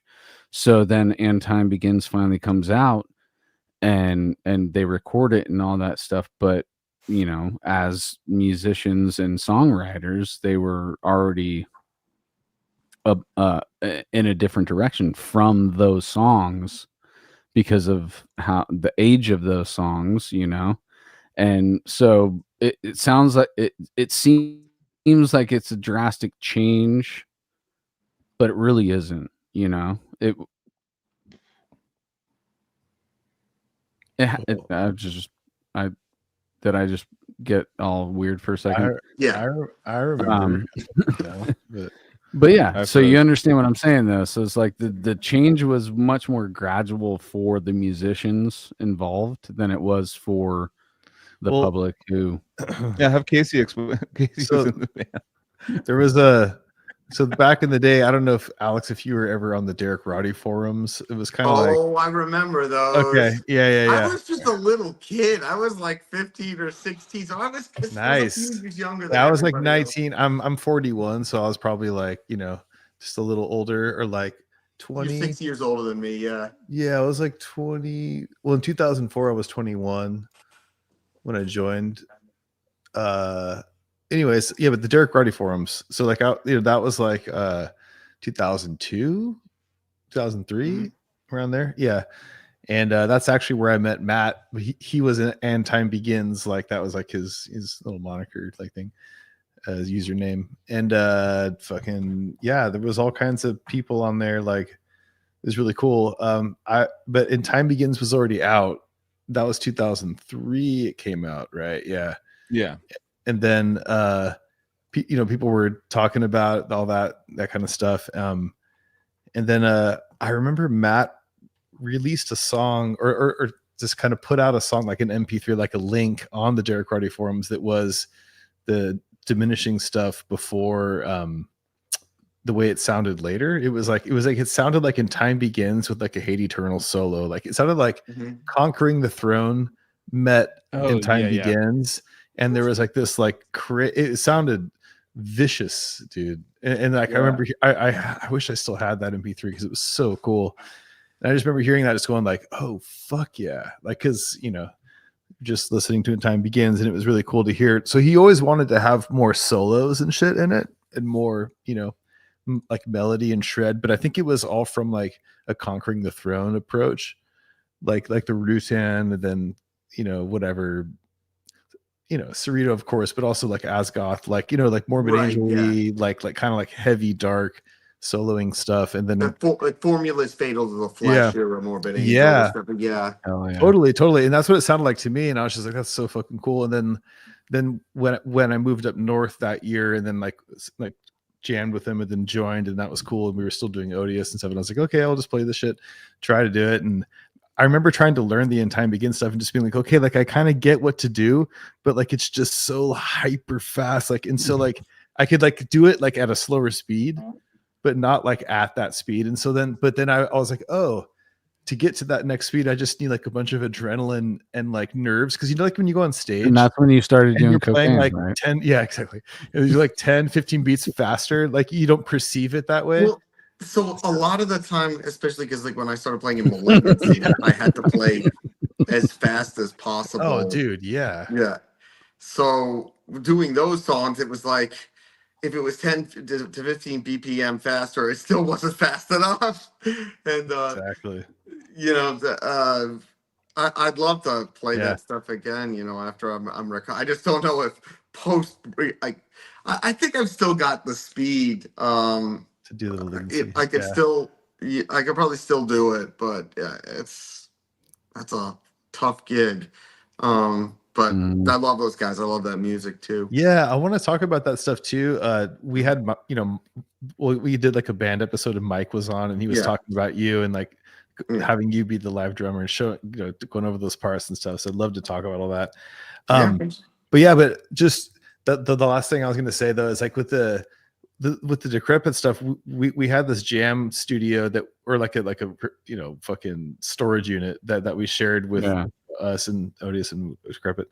And Matt just came in one day, dude, and he was just like, I have this new sound that I want to do. Like it was all Matt, 100% Matt. And I give him credit for that because it was just like, some people think like it's like, oh, the band changed, like the lineup and this and that. It was just like, it wasn't that at all. It was Matt, dude, 100%. Like he had the vision of that whole sound, and he just. Well, so didn't like, you write it's gonna sound like a this now. song or two on But Demeanor? later, but to try to like Later, match his style, because it was like that's what he wanted. But Matt just like woke up one day and he was just like, I wanted to sound like this, and it was all his thing. So that's long story short, that's Decrepit. Like it's Decrepit is Matt, dude. Like Matt. So he's great. He would write the drum parts and then send them to me, and I would like play them my own way. But it was like it was all totally his concept and stuff. So you wrote Dimensions Intertwine? I wrote that song, but it was like trying to be like in his style, or the that whole thing. Like the Matt Sotelo blueprint. It's got the second most plays on the album besides Living Doorway. What up? But we were just like writing, like keep your video on days when Joel worked at Circuit City, and we were just like, we were just like, and I was teaching a little bit, and I was starting to teach, and we were just like, all we would do is just hang out the apartment and write. We had Guitar Pro 5, and we'd put our riffs in the computer and sit there and just hang out and write riffs. So that's what we were doing like all the time. So it happens, but yeah, dude. It happens, dude. But anyways, back to Alex. Like I'd love to just like get divert into your death metal beginnings and all of your shit and Malignancy and all the other shit you've done. And like, it sounds like black metal hit you a little harder than death metal in the beginning. Black metal did hit me. Black metal was definitely like a big part, but it was more like the more melodic black metal stuff, and then like the more dissonant stuff came later. Stuff like Deathspell Omega. Like I love Deathspell. Stuff like that. Too, dude. That came later, but a lot of that was where I started to learn how to play blasts and how to play double bass, and like I wasn't very good at them at first. I mean, I still look. I'll be the first to tell everybody I am far from the fastest, the fastest guy out there. That is not my. It's not my strength. It's never been my aim. Especially, working alongside somebody like Riccardo Merlini, just like, and seeing that in person and being like, okay. And also, fastest. With the fastest guy, there's certain elements of drumming that I find to be more interesting that aren't capable. You're not capable, but they don't shine as much if you're playing at a faster speed. There's certain elements to a drummer that I'd like to hear that don't. I think there's just certain aspects of drumming that I think that they shine more at a slower speed. Yeah, definitely. There is definitely some of that, and not everything needs to be fast. And I mean, again, I work on that. I work on speed. I mean, I did just to maintain, but also to push myself. There's certain ideas that I have that I really want to do that I do need to play faster, I should say. But it's not. I just never. That was never my aim to be the fastest guy out there. There's just a lot of people that are faster than me, and I'm fine with that. That's not my. It's not my thing. But totally, dude. And I'm okay. It's the same thing. It's like it's like the swivel technique in the feet. I mean, I'm trash. Like, but I'm okay with that. Heels down. That's how you play. I'm useless there. But it's that's just kind of how I approached it. I learned what I needed to learn to play the material and to really begin to explore, but that lent itself to a lot of the other stuff I was working on, which was then just the other, which was the stuff that showed up on Drumeo and would show up online and whatnot. A lot of the independent stuff, the ostinato stuff, and a lot of the coordination stuff, but mostly to the double bass stuff with dynamics and with the a lot of the rudiments and stuff in the feet, but played at a much higher tempo than had been done before. And so that was the Delacluse piece on Drumeo. That was where that was kind of showcased. So was that all like natural kick sound? Oh yeah, man. Yeah, it's not like triggered. Yeah, because if No, you're talking absolutely about not. No, dynamics, no, no, no. of course you can set dynamics on triggers, but yeah, like that's Yeah, no, yeah, you can, but like, no, no, no, no. I like, nice. just when I'm playing, Nice. it's Yeah, with yeah. that type of stuff. You really want to like preserve the classical element to it. Yeah, Right. nice. That's And crazy. that, yeah, I was that was I think at least Brandon from Drumeo said that it was the craziest thing he's seen when we Whoa. did that Dang. together. That's And awesome.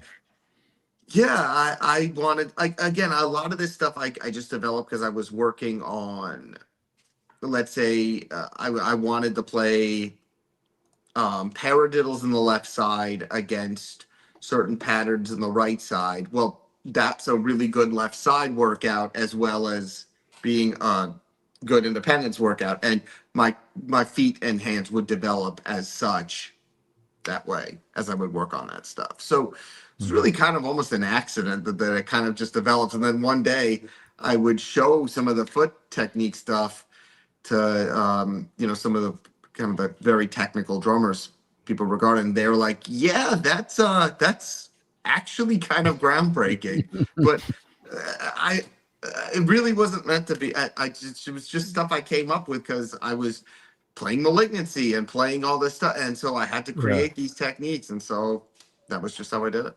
It's cool, dude. Yeah. That's a little tip of the hat to Malignancy too, because of the complexity of that band Oh yes. is opening up pathways as well for you Yeah. as a drummer. Yeah, that really pushed me a lot, and it was great. I needed that, and it's that I owe those guys a tremendous amount for that, and putting up with the fact that I could not play it very well at first, and I owe them for putting up with that. And the sad part was that before the brain tumor stuff happened, like the shows, like it was the best. The set was kicking ass. It was, I was very pleased with it, and I had finally like achieved some of the speeds to do that stuff. And I hope I can return to that and still maintain that. Yeah. Real quick, who rated us real quick? We're on a different platform, so we just got Oh, a bunch of people I sent don't to know, us. but But I love shout you out guys. to those Raiders. They're, I mean, not the Raiders. Not The the Raiders. Raiders. Settle down, Raiders. Anthony. Hold on a second. Sorry, dude. No, I definitely can't Talking back about them the now that Raiders. they're in Vegas, dude. Come on. Yeah. Oh, No, Sick no. Drummer Magazine. Fuck yeah, Ian. Oh, Yeah, yay. Ian. Yeah, That's I awesome. recognize Soli. What up? Yeah.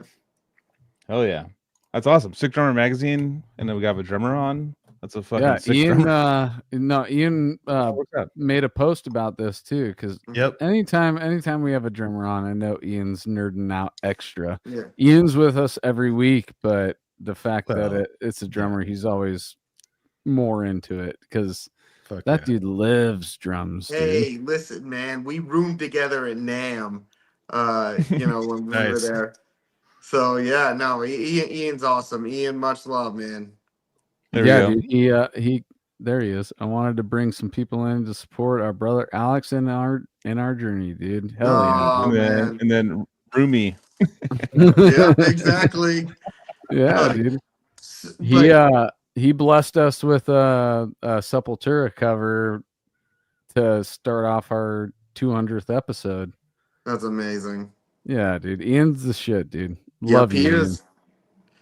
And Fuck yeah. so that was the thing, that journey was the Malignancy stuff really did help push me speed technique wise, and also just part writing wise, because Mike's parts are so cool the way he writes them, and Yeah. he's very attentive to detail, and I always really liked that, and that really informed how I was viewing my own playing and the stuff that I was writing and then working on too with the book stuff. And it just all kind of blended together and into this sort of concoction that would later go on to Drumeo and that type of stuff. And guess like I just need to see what when you splash yeah, exactly, Mike.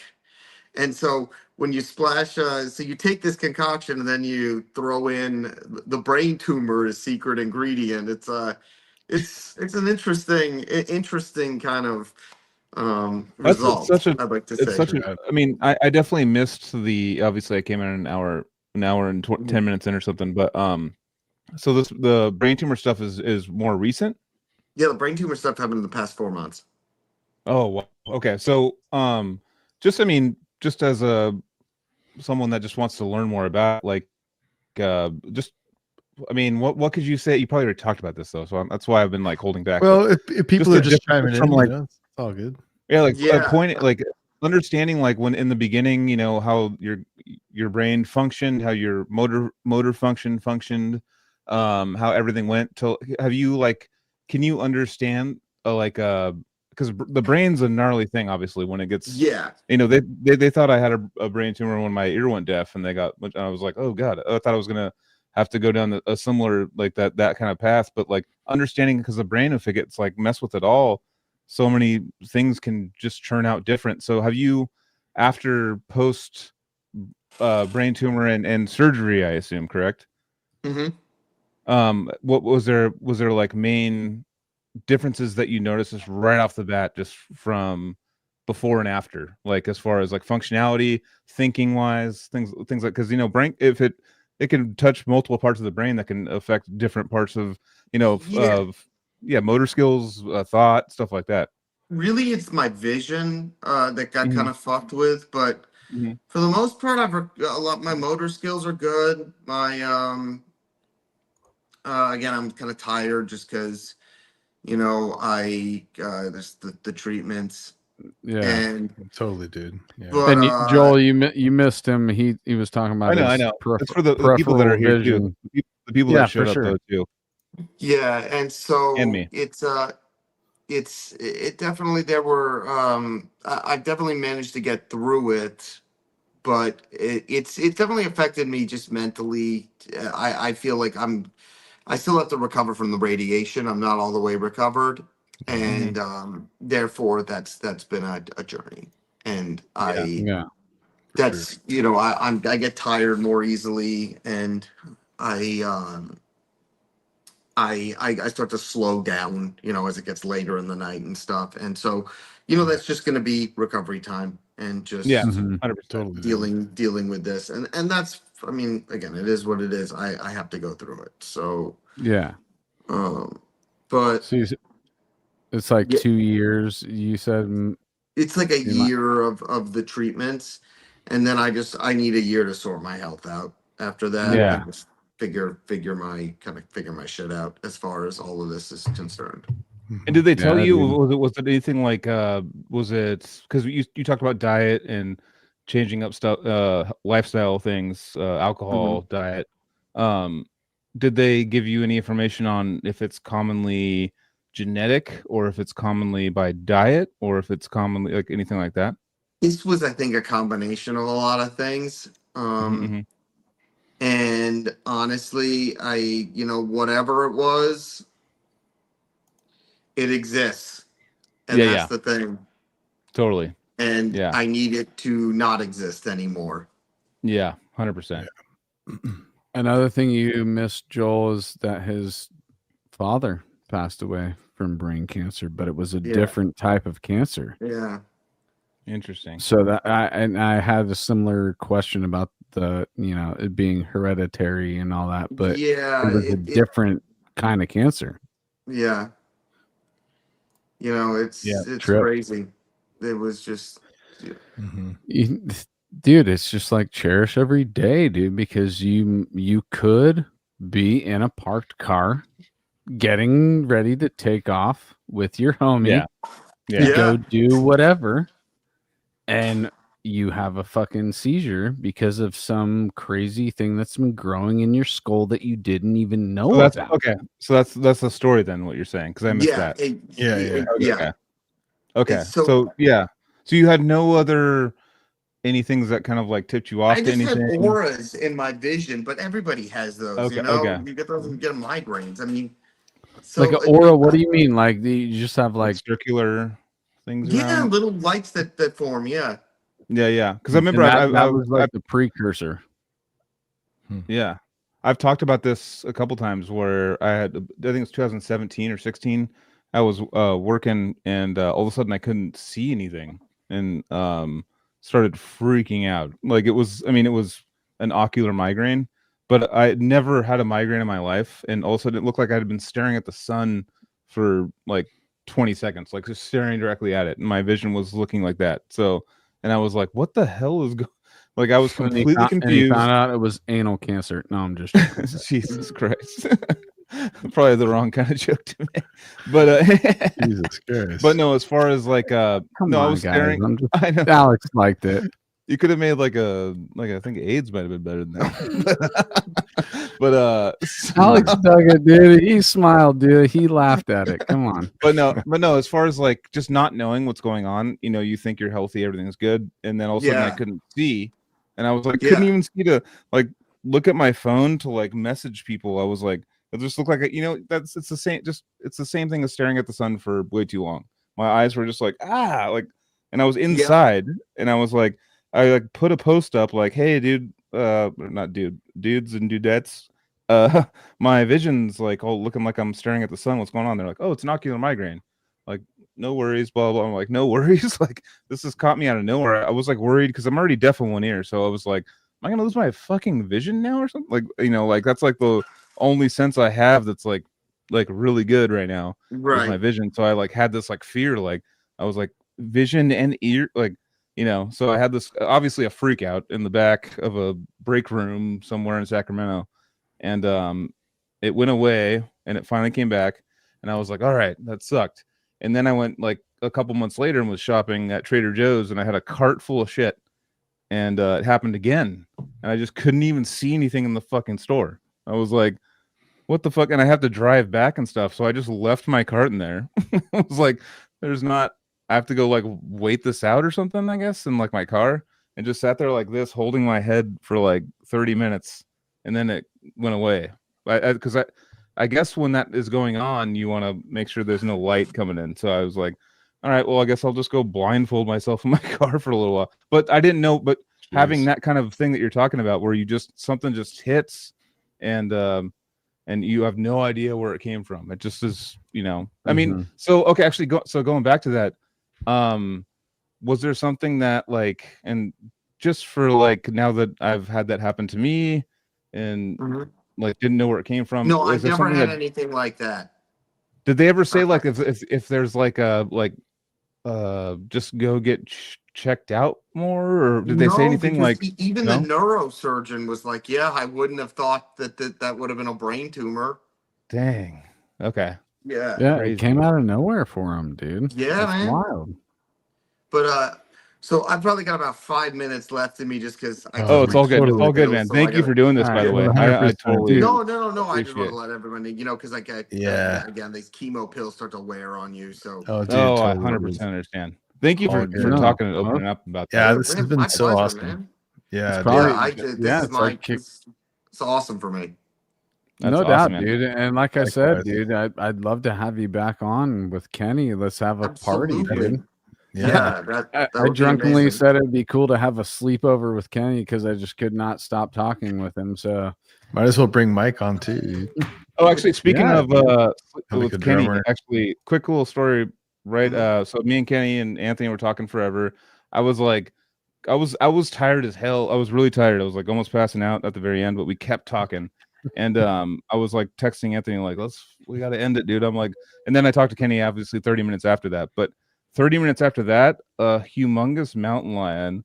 Oh yeah, I don't know if you can see it right here. Walked by so this camera is basically 2 feet in front of my head right now.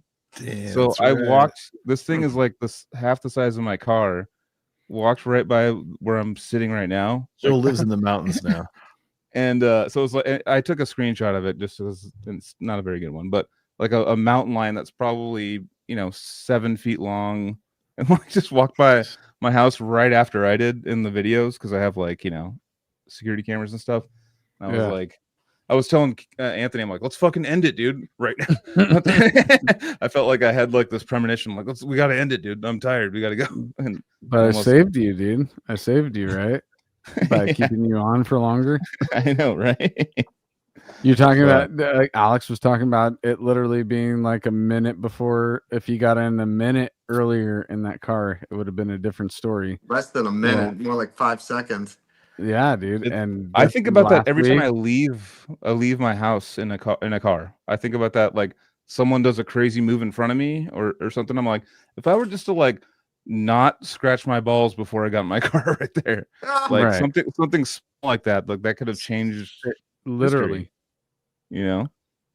Like And I don't know. well, we're all meant to be here still, guys. Alex is here to show us everything that he's now his brain is capable of doing, dude, and we're gonna see all that. Yeah, I mean, again, and I'd love to do one Kenny and I together. That would be amazing because he and I have very funny banter together. Dude, let's I Awesome. don't I Do would it. love to have Kenny back as early as possible. So I mean, Yeah. we can even do one in December. We got some I'd open love to dates do in that. December, dude, and you guys come Yeah. right back. It doesn't need to have a giant space between episodes. We can have you guys No, right I back would love- on, dude. I think that would be amazing. I would love that. Hell yeah, dude. Let me Dude, give me and- 1 second. I'm gonna raid Copper Crab, guys. Do it. Are you friends with Steve Blanco too? Steve's a great dude. He's been on the show. Mm-hmm. I haven't spoken to Steve in a long time. Dude, Oh. he was great on the show, dude, and Mhm. I'm just such a big fan of Imperial, and I mean I'm a fan of all the stuff you drummed on too. So Thank you. yeah, dude. I mean, Abysmal Gods is definitely Yeah, that was a good one. yeah, dude, and everything before that too. I'm a nerd, so as soon as I And fall it's in love with the going group, back in time right there. Um, yeah, yeah, that's. dude. I sounded like a complete amateur. Oh no, No, dude. for me, I feel like I sounded. but You're talking through your filter, but as a fan, I found Imperial. I'm the nerd that wants the whole spectrum of Mhm. a artist or band. no, I get it. You I know, totally so I understand. expand in both directions, dude, and I love to find the origins and shit was still innovative and weird when you were involved in the band too. You know, when you think of a band like that who's, you know, stand out and weird and different, you the seeds of all that was happening when you were in that band. So yeah, I didn't want to talk about Imperial for 2 weeks, or actually 3 weeks, since we took a week off last week, but I wanted this to be about you. You will. know, I mean, again, yeah, having with Kenny and I talking about our history together. That's gonna be good. yes, You'll hear that a lot I about. can't wait for that, dude. I can't Yeah. wait for that. I'm definitely way into that, dude. Let's do it in December. Awesome.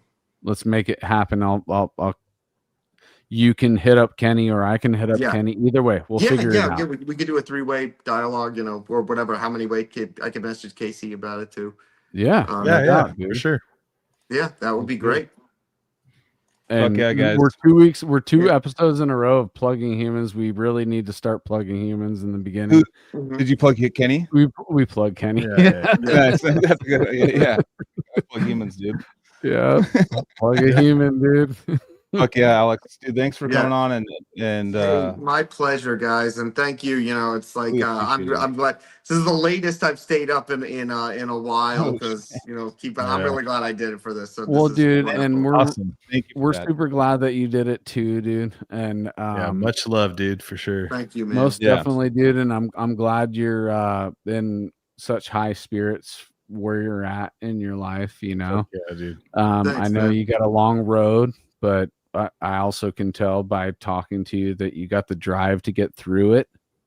You know, and there's plenty of listeners and fans that want you to stay strong through your path to, you know, getting back to as normal as you can.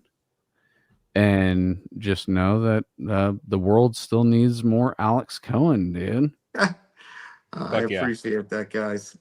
Hell Well, yeah, man. hey, thank you so much for having me. I super Fuck yeah, dude. appreciate this. Thanks for coming Hell on. yeah. Man. Hell yeah, dude. Yeah. Thanks a lot, All right. Alex. Quick All wrap up on the plugs. Battleforgecoffee.com. Boom. Generatorrehearsalstudios.com. Oceanside, California. Boom. Sometime you'll get merch whenever we figure that out. And then go hit up Alex Cohen on all the socials. Cohen, Alex Cohen. And go check out the innovative shit that he has been doing since his brain has been rewired from fucking his situation. All right. Yeah. Love you guys, dude. And we'll see you next week. Rock on and Peace. be Awesome. awesome. Good to Oh, see yeah. you. All right.